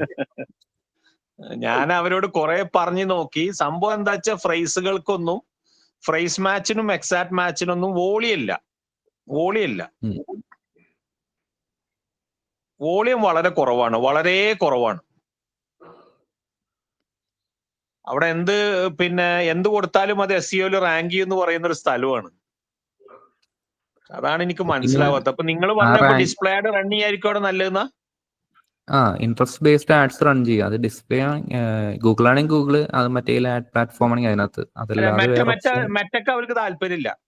ഞാൻ എല്ലാ രീതിയും അവരോട് പറഞ്ഞു, നിങ്ങളൊരു അൺഅവെയർ കസ്റ്റമറിനെ നിങ്ങൾ കൊണ്ടുവരാൻ ഇതെല്ലാം അതൊരു മാർഗ്ഗമല്ല എന്ന് പറഞ്ഞപ്പോ അവര് നേരെ പോയിട്ട് ലീഡ് ആഡാ ചെയ്യണേ. ഞാൻ പറഞ്ഞു ലീഡ് ആഡ് അങ്ങനെ എടുത്ത് ചെയ്യല്ലേ, ലീഡ് ആഡ് ചെയ്ത പണി കിട്ടും, അത് ചെയ്യല്ലേ. കുറെ പ്രാവശ്യം ഞാൻ പറഞ്ഞു നിങ്ങളെ ചെയ്യല്ലേ. അപ്പൊ അവര് പിന്നെ അവസാനം കുറെ പറഞ്ഞപ്പോ പറഞ്ഞു ഓക്കെ, എന്നാ ഞങ്ങൾ കുറച്ച് ബ്രാൻഡ് അവയർനെസ് ചെയ്യാം. അതായത് എനിക്ക് വേണ്ടി ചെയ്യണ പോലെയാണ്. അപ്പൊ എന്നോട് എപ്പോഴും ചോദിച്ചുകൊണ്ടിരിക്കുന്നത് ഈ ഗൂഗിൾ ആഡാണ്. നീരജ് എന്താ പറയുക, നെറ്റ്വർക്ക് സൈറ്റ്സോ? അതെന്താന്നൊക്കെ മനസ്സിലായില്ല. അൺമ്യൂട്ട് സംസാരിക്കൂട്ടോ, ഓപ്പൺ ഡിസ്കഷൻ ആണ്. ലത്തീഫായി ശ്യാമാണ് നീരജിന്റെ ഒപ്പം പറഞ്ഞോളി. ഞാന് നീരജിന്റെ ഇവിടെ വന്നതാ, സ്റ്റുഡിയോയിൽ നിന്ന് വന്നതാ കാണാനായിട്ട്. ഈ ഇതിനകത്ത് ഇപ്പൊ അനൂപൊക്കെ പറഞ്ഞത് തന്നെയാണ് ഭായി അതിന്റെ കാരണം സെർച്ച് വോളിയം കുറഞ്ഞു കഴിഞ്ഞാല്, കാരണം അത് അവരുടെ ഇന്റേണൽ അൽഗോരിതങ്ങൾ അങ്ങനെയാണ്. അതിപ്പോ മെറ്റ ആണെങ്കിൽ അങ്ങനെ തന്നെയാണ്. അതായത് മിനിമം ഇംപ്രഷനും മിനിമം റിസൾട്ടും കിട്ടണം അവർക്ക് അതിനെ പഠിക്കണം എന്നുണ്ടെങ്കിൽ. അതായത് നമ്മുടെ ഇപ്പൊ ഗൂഗിൾ ആഡ്സിലേക്ക് വരികയാണെങ്കിൽ ക്വാളിറ്റി സ്കോർ എന്ന് പറഞ്ഞിട്ട് ഒരു സാധനമുണ്ട്. 5 കീവേഡ്സ്, ഓരോ കീവേഡിനും ഒരു ക്വാളിറ്റി സ്കോർ ഒക്കെ ഉണ്ട് സാർ. ഈ ആഡ് കോപ്പി കൊടുക്കുമ്പോഴൊക്കെ ക്വാളിറ്റി സ്കോർ ഒക്കെ ഞാൻ ഇതല്ല ആഡിന്റെ സ്ട്രെങ്ത് അല്ല, അത് വേറെ. കീവേഡ് വൈസ് ഒരു ക്വാളിറ്റി സ്കോർ എന്ന് പറയുന്നത് മറ്റൊന്നാ, മറ്റേത് വേറെ. എന്റെ ഒരു സ്ട്രെങ്ത് ആണ് കാണിക്കുന്നത്, ആഡിന്റെ സ്ട്രെങ്ത് ആണ് പറയുന്നത് ക്വാളിറ്റി. ഈ ക്വാളിറ്റി സ്കോർ കിട്ടണം എന്നുണ്ടെങ്കിൽ അതിനൊരു മിനിമൽ ഇംപ്രഷൻസ് കിട്ടണം, മിനിമൽ ക്ലിക്കുകളും കിട്ടണം. ഈ രണ്ടും നടന്നാൽ മാത്രമാണ് ക്വാളിറ്റി സ്കോർ കിട്ടുക. അപ്പൊ ഈ ക്വാളിറ്റി സ്കോർ ഉണ്ടെങ്കിൽ മാത്രമാണ് ഗൂഗിള് ആ ഒരു പർട്ടിക്കുലർ കീവേഡിന് ഇത് കാണിക്കുക. പക്ഷെ ഇങ്ങനത്തെ സംഭവം വരുമ്പോൾ എന്താന്ന് പറയട്ടെ, മിക്കവാറും ഇത് സാധാരണ മെറ്റാഡ്സിനും സംഭവിക്കുന്നതാണ്. ആ മിനിമം ക്ലിക്കുകളും മിനിമം ഇംപ്രഷനും കിട്ടാതെ വന്ന് അവൻ ലേണിംഗിന്ന് വെളിയിലേക്ക് കടക്കൂല, അവൻ അങ്ങനെ നിൽക്കും. പിന്നെ നമ്മുടെ അടുത്തത് തുടങ്ങേണ്ടി വരും. അപ്പൊ ഇത് എനിക്ക് തോന്നണമെന്ന് വെച്ച് കഴിഞ്ഞാല് ഒന്നിലല്ലേ അതിന്റെ ഇംപ്രഷൻ കയറ്റാൻ പാകത്തിന് എന്തെങ്കിലും ചെയ്യണം സെർച്ചിൽ. ഇനി അതല്ലേ അതാണ് ഞാനിപ്പോ അവരോട് ലാസ്റ്റ് പറഞ്ഞു കൊടുത്തത്. എന്താ വെച്ചാൽ നിങ്ങൾ ആ ഒരു വഴി നിങ്ങൾ ചിന്തിക്കും. നിങ്ങൾ ശരിക്കും പറഞ്ഞാൽ ഈ സെർച്ച് ടേമുകൾക്ക് വോളിയം കൊണ്ടുവരാനുള്ള ഒരു പരിപാടി നിങ്ങൾ എടുക്കണം. അത് എടുത്തു കഴിഞ്ഞാൽ ഓട്ടോമാറ്റിക്കലി എന്തെങ്കിലും ഒരു തരത്തിൽ ഇത് നടക്കും എന്ന് പറഞ്ഞു. പക്ഷെ ഇപ്പൊ ഞാനാണെങ്കിൽ ഒരു മനുഷ്യൻ എന്ന രീതിയിൽ ചിന്തിക്കുമ്പോ നിങ്ങളെ പോലത്തെ ആൾക്കാർക്ക് വേറെ എന്തെങ്കിലും ഒരു തോട്ട് അവിടെ ഉണ്ടാകുന്ന എനിക്ക് അറിയണ്ടേ. പക്ഷെ നിങ്ങൾ പറഞ്ഞൊരു പോയിന്റ് എനിക്ക് മനസ്സിലായി. രണ്ട് മാർഗമുള്ളൂ. രണ്ട് മാർഗമുള്ളൂ. ഒന്നിലല്ലേ നമ്മൾ സെർച്ച് വോളിയം കയറ്റുക, സെർച്ച് വോളിയം കയറ്റിയിട്ട് അത്ര റെക്കമെൻഡഡ് അല്ലാത്തൊരു മെത്തേഡാണ്. സെർച്ച് വോളിയം ഒന്ന് കയറ്റിയിട്ട് പിന്നെ ലേണിംഗ് ഫേസ് അവന് അതിന്റെ ക്വാളിറ്റി സ്കോർ ഒക്കെ അസൈൻഡ് ആയി കഴിഞ്ഞാൽ, കീവേഡ് വൈസ് അസൈൻഡ് ആയി കഴിഞ്ഞാല് നമ്മൾ അതിനൊന്ന് ഫൈൻ ട്യൂൺ ചെയ്ത് ഒന്നും കൂടി താഴത്തോട്ട് ഇറക്കിയാലും അതിന്റെ ക്വാളിറ്റി സ്കോർ ചേഞ്ച് ചെയ്യാതെ കിടക്കുന്ന കാണാൻ പറ്റും കീവേഡ്സിന്റെ. റെക്കമെൻഡഡ് അല്ലാത്ത മെത്തേഡാണ്, അത്ര നല്ല മെത്തേഡല്ല, പ്രാകൃതൻ മെത്തേഡാണ്. അതായത് ക്വാളിറ്റി സ്കോർ കിട്ടുന്നെന്ന് ഉറപ്പ് വരുത്തുക കീവേഡ് റിപ്പോർട്ടിൽ പോയിട്ട്. ഇത് കിട്ടിന്ന് കണ്ടു കഴിഞ്ഞാല് താഴേക്ക് ഇറക്കുക ക്യാമ്പയിന്. അപ്പൊ മിക്കവാറും മോസ്റ്റ്ലി ആ കീവേഡിന് കാണിക്കും, വോളിയം കുറവാണെങ്കിലും കാണിക്കും. പക്ഷെ ഗൂഗിൾ റെക്കമെൻഡ് ചെയ്യില്ല. രണ്ടാമത്തെ മാർഗം നമ്മൾക്ക് ഈ വഴിയല്ലെന്നുണ്ടെങ്കിൽ പിന്നെ നേരത്തെ ഇവര് പറഞ്ഞത് തന്നെയാണ്, നമുക്ക് ഡിസ്പ്ലേ ആഡ്സിലാണ് മറ്റുള്ള ആഡ്സൻസ് ഉപയോഗിക്കുന്നത്.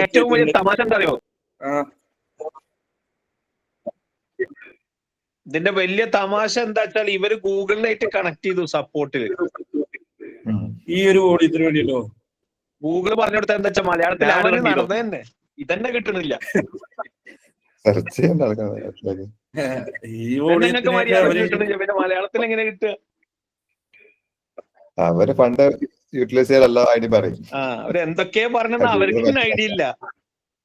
അതും ഗൂഗിൾ മാറ്റൊക്കെ കണക്കാണ്. ഇനി ഞാന് ഒരു ജനറൽ ക്വസ്റ്റ്യൻ ചോദിക്കുകയാണ് പെയ്ഡ് ആഡിനെ കുറിച്ചിട്ട്. അതായത് നമുക്ക് സാധാരണഗതിയിൽ കേരളത്തിൽ വരുന്ന നമ്മുടെ ഗ്രൂപ്പുകളിലെല്ലാം എല്ലാ ഗ്രൂപ്പുകളിലും വരുന്ന ഒരു ജനറൽ ക്വസ്റ്റ്യൻ ആണ്, എനിക്കൊരു പുതിയ സ്ഥാപനം തുടങ്ങണം, എനിക്ക് പുതിയൊരു സ്ഥാപനം തുടങ്ങണം, ആ സ്ഥാപനത്തിന് ഞാൻ എങ്ങനെ ആഡ് ചെയ്യും? അതായത് എനിക്കൊരു പ്രൊഡക്റ്റ് ഉണ്ട്, അല്ലെങ്കിൽ ഒരു സർവീസ് ഉണ്ട്, പ്രൊഡക്റ്റ് ഉണ്ട് എന്ന് തന്നെ വിചാരിക്കുക. ആ പ്രൊഡക്റ്റിന് എനിക്കൊരു ആഡ് ചെയ്യണം. ഓക്കെ, ആഡ് ചെയ്യണം എന്ന് വെച്ച് കഴിഞ്ഞാൽ നമ്മൾ എങ്ങനെയാണ് നമുക്ക് ആ കസ്റ്റമറിനോട് ശരിക്കും പറഞ്ഞാൽ ഒരു അൺഅവെയർ സിറ്റുവേഷനിൽ നിന്ന് അവെയർ ആക്കി ബ്രാൻഡ് ഇങ്ങനെ ഒരു സ്ട്രക്ചർ ഉണ്ടാക്കി കൊടുക്കാൻ എങ്ങനെ സാധിക്കുക? ഇത് ഒരുപാട് ആൾക്കാർ ഗ്രൂപ്പിൽ ചോദിക്കുന്ന ഒരു ചോദ്യമാണ്. ഡയറക്റ്റ് ചോദിക്കണവരുണ്ട്, ഇൻഡയറക്റ്റ് ചോദിക്കണവരുണ്ട്. ഇതിനൊരു ആൻസർ ശരിക്കും പറയുകയാണെങ്കിൽ ഇത് റെക്കോർഡഡ് ആയതുകൊണ്ട് ഇത് ഒരുപാട് ആൾക്കാർക്ക് ഗുണം കിട്ടുമെന്ന് എനിക്ക് തോന്നുന്നു. അത് എന്റെ തലയിൽ വന്നൊരു ചിന്ത ആയതുകൊണ്ടാണ് ഞങ്ങളുടെ എല്ലാവരുടെ മുന്നിലെ ക്വസ്റ്റ്യൻ. ഓക്കെ, ഞാൻ ഇതിൽ എൻ്റെ ഒരു തോട്ട് പറയാം. സോ നമ്മളൊരു പ്രൊഡക്റ്റ് ആയിട്ടാണ് മുന്നോട്ട് പോകണമെങ്കിൽ ആ പ്രൊഡക്റ്റിനെ ബേസ് ചെയ്തിട്ട് ഒരു കമ്മ്യൂണിറ്റി ബിൽഡ് ചെയ്യാൻ നോക്കുക. ആ കമ്മ്യൂണിറ്റി ബിൽഡ് ചെയ്യാൻ പറ്റിക്കഴിഞ്ഞാൽ ആ കമ്മ്യൂണിറ്റീനെ ബേസ് ചെയ്തുകൊണ്ട് പിന്നീട് നമുക്ക് മാർക്കറ്റ് ചെയ്യാൻ പറ്റും. സോ ഇനിഷ്യൽ നമ്മൾ ആ കമ്മ്യൂണിറ്റി ബിൽഡ് ചെയ്യുകൊണ്ട് തന്നെ പ്രൊഡക്റ്റ് ലോഞ്ച് ചെയ്യുന്ന സമയത്ത് ആ കമ്മ്യൂണിറ്റിയിൽ നിന്ന് തന്നെ നമുക്ക് ഒരുപാട് സെയിൽസും കാര്യങ്ങളും ഒരു ഇനിഷ്യൽ സെറ്റ് ഓഫ് സെയിൽസ് കൊണ്ടുവരാൻ പറ്റും. പിന്നെ ആ ഒരു സെയിൽസിന്റെ ബേസിൽ നമുക്ക് പിന്നെ ബാക്കി ഡെവലപ്പ് ചെയ്തുകൊണ്ടിരാം. അതിൽ നമുക്ക് കസ്റ്റമർ ടെസ്റ്റിമോണിയൽസ് കയറും കമ്മിറ്റിയുടെ ബേസിനകത്ത്, അതുപോലെ ഇനിഷ്യൽ സെയിൽസും കാര്യങ്ങളും കയറും, പിന്നെ മൗത്ത് പബ്ലിസിറ്റി കിട്ടും, അതുപോലെ തന്നെ ഇനിഷ്യൽ റവന്യൂയും കിട്ടും. സോ ഒരു പ്രൊഡക്റ്റ് ബേസ്ഡ് ഒരു ബിസിനസ് ആണ് നിങ്ങളുടേതെങ്കിൽ നിങ്ങളൊരു 1 year മുന്നേക്ക് ഒരു കമ്മ്യൂണിറ്റി അനൂപ് പറഞ്ഞ പോയിന്റിനോട് എനിക്ക് തെല്ലും സംശയമില്ല.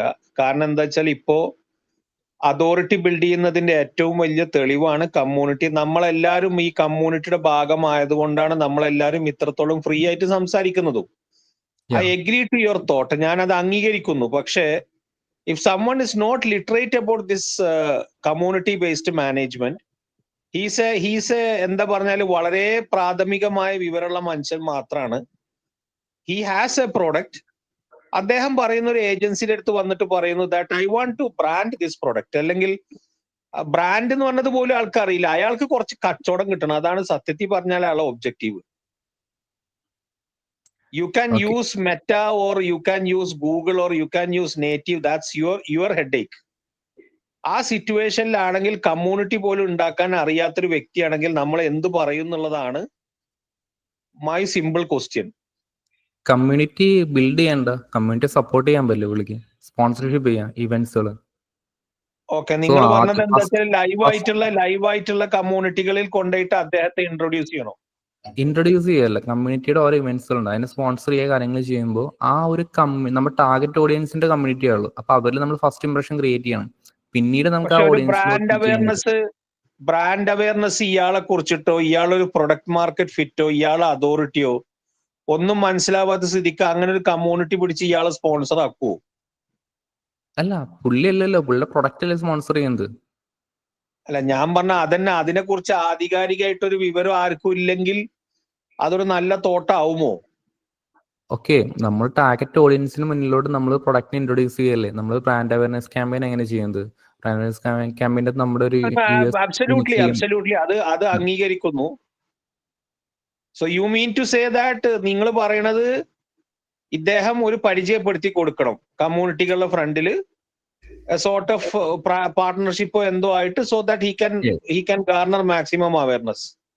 അതെ, ഞാൻ ആക്ച്വലി ഇപ്പൊ മനസ്സിലാക്കുന്ന ഒരു പോയിന്റ് എന്താണെന്ന് വെച്ചാൽ നമ്മൾ ഡയറക്റ്റ്ലി ഒരു പ്രൊഡക്റ്റ് നമ്മൾ ഡിജിറ്റലി മാത്രം അറിയുകയാണെങ്കിൽ അതിനോട് ട്രസ്റ്റ് തോന്നാൻ ഒരുപാട് നാൾ പിടിക്കും. അപ്പൊ നമ്മളൊരു എത്രയോ ആഡ്സ് ഇൻസ്റ്റാഗ്രാമിൽ വരുന്നു ഓരോ ഷോപ്പിംഗ് സൈറ്റുകളുടെ ഒക്കെ, ഞാൻ ഒന്നിനും മേടിക്കാറില്ല, എനിക്ക് അറിയാവുന്ന കുറച്ച് സൈറ്റുകളിൽ നിന്ന് മാത്രമേ എപ്പോഴും മേടിക്കാറുള്ളൂ.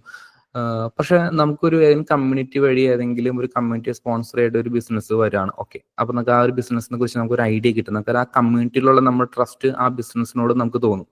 കുറച്ച് ട്രാൻസ്ഫർ ആയി വരും അത്. പിന്നീട് നമ്മൾ അതിന്റെ ആഡ് കാണുമ്പോൾ ഓക്കെ നമ്മൾ ശ്രദ്ധിക്കാൻ തുടങ്ങും. സോ അതുകൊണ്ട് എപ്പോഴും ഒരു ബിസിനസ് ലോഞ്ച് ചെയ്യുകയാണെങ്കിൽ അതിന് റിലേറ്റഡ് കമ്മ്യൂണിറ്റി ഇവന്റുമായിട്ട് ഒന്നെങ്കിലും കമ്മ്യൂണിറ്റി ബിൽഡ് ചെയ്യുക, അതിന് പറ്റത്തില്ലെങ്കിൽ ഏതെങ്കിലും കമ്മ്യൂണിറ്റി ആയി കോർഡിനേറ്റ് ചെയ്തുകൊണ്ട് അവർ ഇവന്റ് സ്പോൺസർ ചെയ്യുക. അതാണ് ഏറ്റവും എളുപ്പത്തിലുള്ള മാർഗം. സ്പോൺസർ ചെയ്ത് കഴിഞ്ഞാൽ ആ ഒരു കമ്മ്യൂണിറ്റി നമ്മുടെ ടാർഗറ്റ് ഓഡിയൻസ് ആണ്, അവർ നമ്മുടെ പ്രൊഡക്റ്റ് കാണുന്നു, അവർ നമ്മൾ ശ്രദ്ധിക്കാൻ തുടങ്ങുന്നു. അതിനുശേഷം നമുക്ക് ഇവരിലേക്ക് ടാർഗറ്റ് ആഡ് ചെയ്യാം. അപ്പൊ അതിന് റിസൾട്ട് കിട്ടും. അതല്ലാതെ നമ്മൾ ചുമ്മാ കൊണ്ട് ആഡ് കാണിച്ചു കഴിഞ്ഞാൽ പ്രത്യേകിച്ച് റിസൾട്ട് കിട്ടുമെന്ന് എനിക്ക് തോന്നുന്നില്ല. കാരണം കുറെ സിറ്റുവേഷൻസ് റിസൾട്ട് ആഡ് കാണിച്ച റിസൾട്ട് കിട്ടില്ല. ബിക്കോസ് ഏത് മനുഷ്യൻക്കും ഇപ്പൊ ഒരു D2C പ്രൊഡക്റ്റ് ആയിട്ട് മാർക്കറ്റിലേക്ക് വരാം. അതിന് സിമിലാരിറ്റി ഇൻഡെക്സ് വളരെ റെലവെന്റ് ആയിട്ട് നിൽക്കുന്നതാണ്. പിന്നെ എന്താ പറഞ്ഞാല് സ്പെഷ്യലൈസേഷൻ ഒന്നും അതിൽ കാണിക്കുന്നില്ല. സ്പെഷ്യലൈസേഷൻ ഉണ്ടെങ്കിൽ തന്നെ ആ സാധനത്തിന് ഒന്നുകിൽ പ്രൊഡക്റ്റ് മാർക്കറ്റ് ഫിറ്റോ അല്ലെങ്കിൽ കസ്റ്റമർ അവയർനെസ്സോ ആ മാർക്കറ്റിൽ ഉണ്ടാവുകയുമില്ല. അങ്ങനത്തെ ഒരു സിറ്റുവേഷനിൽ ഇപ്പൊ നിങ്ങൾ പറഞ്ഞത് കമ്മ്യൂണിറ്റിയാണ് ഒരു കാര്യം. ഓക്കെ, ഇനി അടുത്തൊരു ജനറൽ ക്വസ്റ്റ്യൻ ഇതാണ്. അങ്ങനെയാണെങ്കിൽ കേരളത്തിൽ നിങ്ങളുടെ ഒക്കെ ഒരു എക്സ്പീരിയൻസിൽ, ഈ ഗ്രൂപ്പിൽ സംസാരിക്കുന്ന എല്ലാവരും എക്സ്പീരിയൻസിൽ ഇങ്ങനെ മാർക്കറ്റ് ചെയ്യാൻ പറ്റുന്ന എത്ര കമ്മ്യൂണിറ്റികൾ കേരളത്തിൽ ഉണ്ട് എന്നുള്ളത് കണ്ടെത്താൻ എന്തെങ്കിലും മാർഗമുണ്ടോ? കണ്ടെത്താൻ മാർഗമുണ്ടോ? കാരണം 1000 ആൾക്കാരുള്ള വാട്സപ്പ് ഗ്രൂപ്പ് വരെ വിൽക്കണ കാലാണിത്. അതോറിറ്റിയും റെലവൻസി അവിടെ തീരില്ല. അതിനായിട്ട് വല്ല മാർക്കറ്റ് പ്ലേസുകൾ ഉണ്ടോ? അതിനായിട്ട് വല്ല പോയിന്റ് ഓഫ് കോണ്ടാക്റ്റുകൾ ഉണ്ടോ? നമ്മൾ തേടി പിടിക്കാന്നല്ലാതെ വേറെ എന്തെങ്കിലും മാർഗം ഉണ്ടോ എന്ന് എനിക്ക് അറിയത്തില്ല. അപ്പൊ റീസെന്റ് ഞാൻ ആക്ച്വലി ഞാൻ എല്ലാവരോടും കൂടിയിട്ടാണ് ഈ ചോദ്യം ചോദിക്കുന്നത്, നിങ്ങളോട് മാത്രമല്ല. സോറി ഞാൻ അങ്ങനെയല്ല കരുതി. ഞാൻ എന്താ ചിന്തിക്കണമെന്ന് അറിയില്ല. ഞാൻ ഇങ്ങനൊക്കെ ചിന്തിക്കാൻ കാരണം, ഞാന് കുടുംബശ്രീനായിട്ട് അസോസിയേറ്റ് ചെയ്ത ഒരു ഗവൺമെന്റിന്റെ ഒരു മെന്റർ ആണ് കുടുംബശ്രീയുടെ ഡിജിറ്റൽ റോഡ് മാപ്പ് ഡിസൈൻ ചെയ്യണതിൽ. ഏകദേശം 25,000-ഓളം ഓൺട്രപ്രണേഴ്സ് കുടുംബശ്രീയിൽ ഓരോ പ്രൊഡക്റ്റുകളായിട്ട് മാർക്കറ്റിലേക്ക് ഇറങ്ങുന്നുണ്ട്. ഞാൻ പഠിച്ചത് പ്രകാരം 60 to 65% ഓഫ് ദ പ്രൊഡക്റ്റ് മാർക്കറ്റിലുള്ള ടയർ 1, ടയർ 2, ടയർ 3 പ്രൊഡ്യൂസേഴ്സിനായിട്ട് ലിങ്ക്ഡ് ആണ്. ലിങ്ക്ഡ് എന്ന് വെച്ചാൽ സിമിലർ ആണ്, പക്ഷെ അത് ബ്രാൻഡ് അല്ല. ഡിസ്ട്രിബ്യൂഷൻ പോയിന്റ്സ് വളരെ കുറവാണ്, ടച്ച് പോയിന്റ്സ് വളരെ കുറവാണ്, ഡിജിറ്റൽ ലിറ്ററസി വളരെ കുറവാണ്. ഈ സിറ്റുവേഷനിൽ ഇങ്ങനത്തെ ഒരാൾ വന്നിട്ട് എന്നോട് ചോദിക്കുകയാണ് that I want to sell this product digitally. അവരപ്പൊ എന്നോട് പറഞ്ഞൊരു പോയിന്റ്, നമ്പർ 1 പോയിന്റ് എന്താ വെച്ചാല്, sir why can we try Amazon? പക്ഷെ ഞാൻ തുടക്കത്തിൽ ആമസോൺ അങ്ങനെ ഒരിക്കലും അവരെ റെക്കമെൻഡ് ചെയ്യില്ല. പ്രത്യേകിച്ച് അത്രത്തോളം കോമ്പറ്റീറ്റീവ് സ്പേസ് ആണ് ആമസോണും ഫ്ലിപ്കാർട്ടും സെപ്റ്റോ ഒക്കെ. And it needs more investment also. ആ ഒരു സിറ്റുവേഷനിലാണ് ഞാൻ ചോദിക്കുന്നത്, if someone comes in this genre, how can we assist him? Shams Bonsai join ചെയ്തിട്ടുണ്ട്, Anoop, Saleem, Shyam sir. If you people can do shed some lights, it would be grateful for me. Hi. പറഞ്ഞോളി.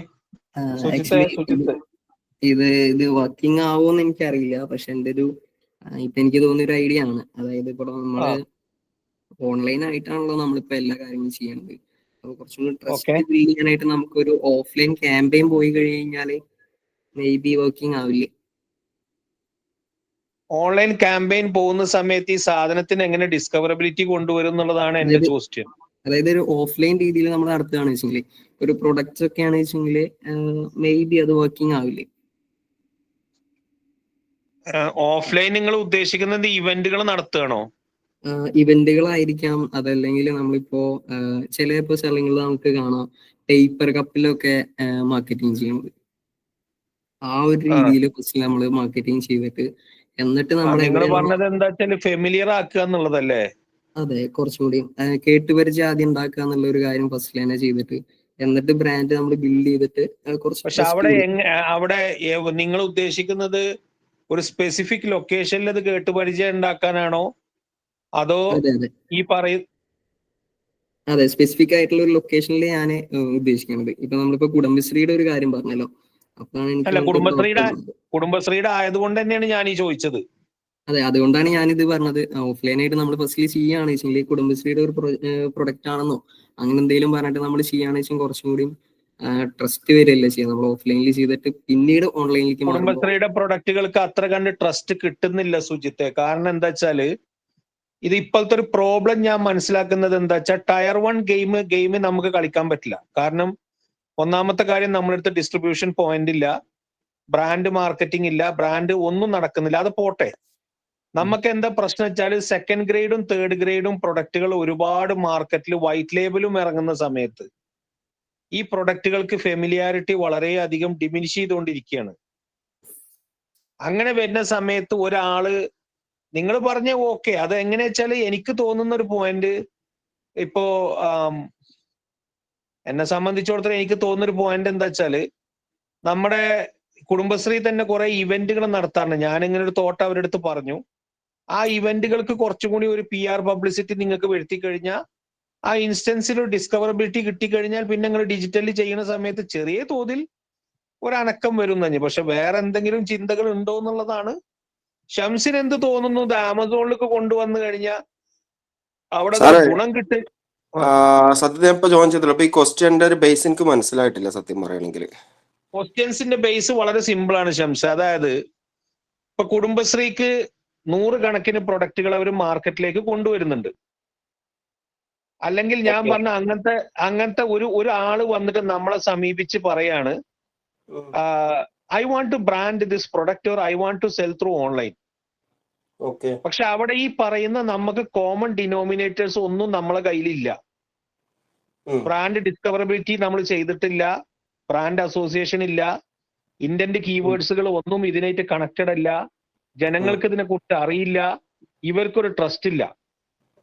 ഇങ്ങനത്തെ ഒരു സിറ്റുവേഷനിൽ ഒരു പ്രൊഡക്റ്റ് കൊണ്ടുവന്നു കഴിഞ്ഞാൽ how can we proceed that in the digital space? That is my question.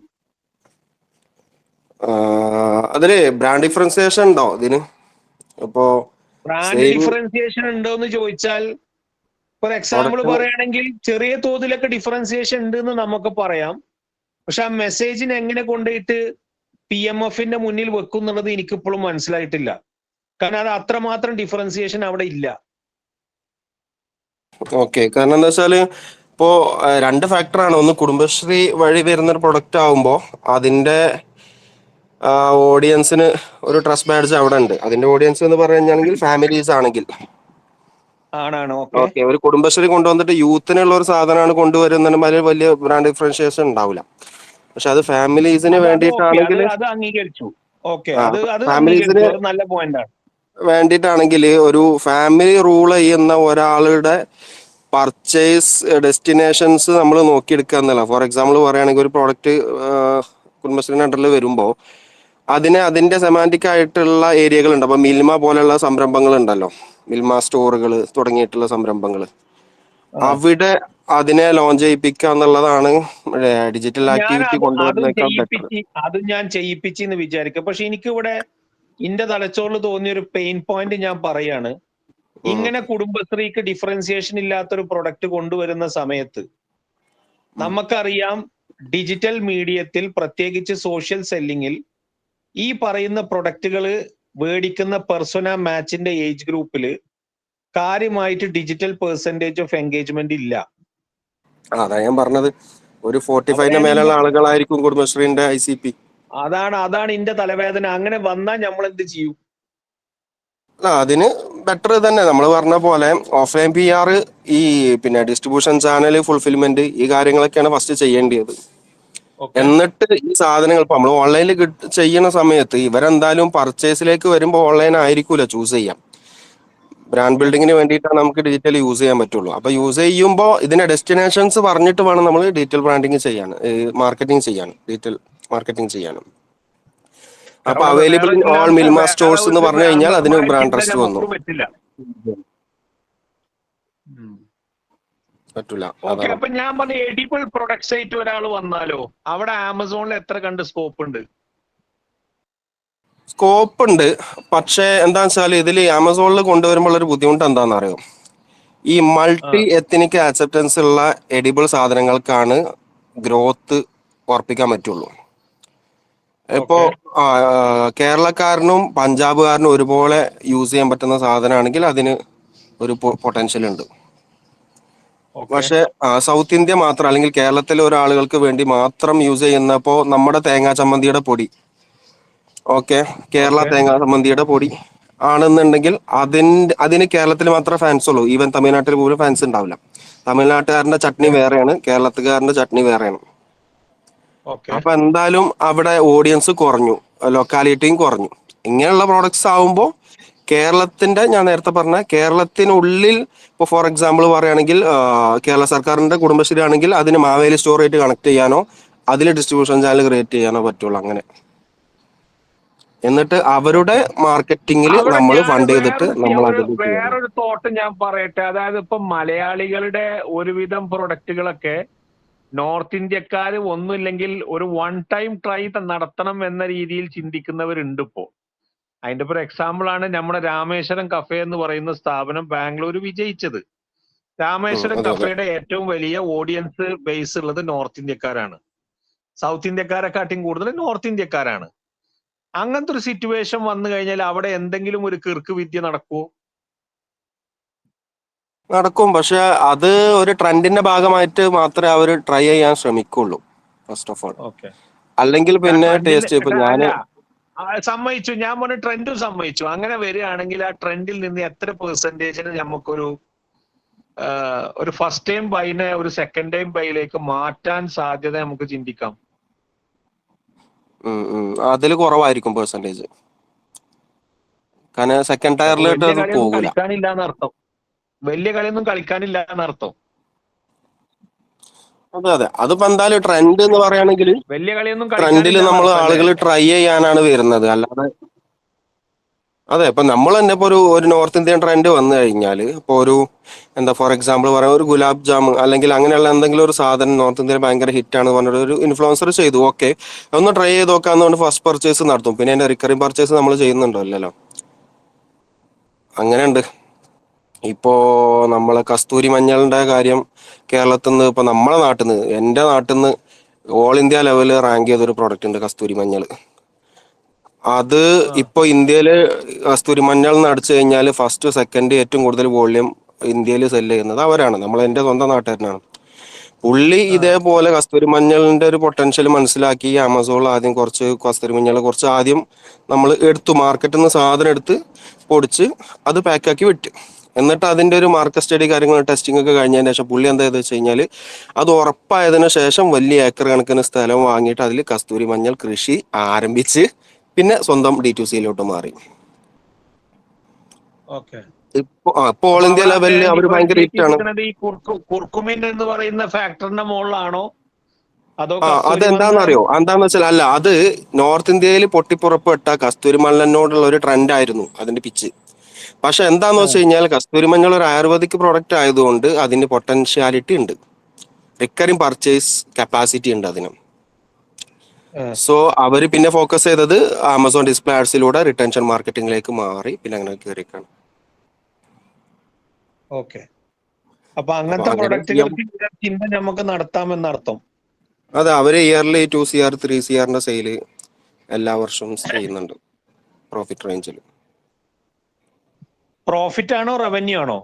Profit റേഞ്ചിൽ 2 CRന്റെ business ചെയ്യുന്നുണ്ട്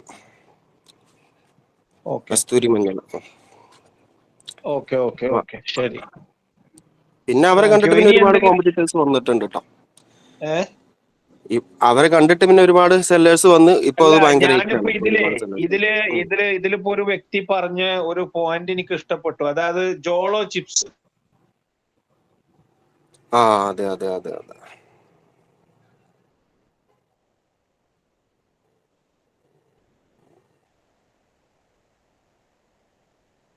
hello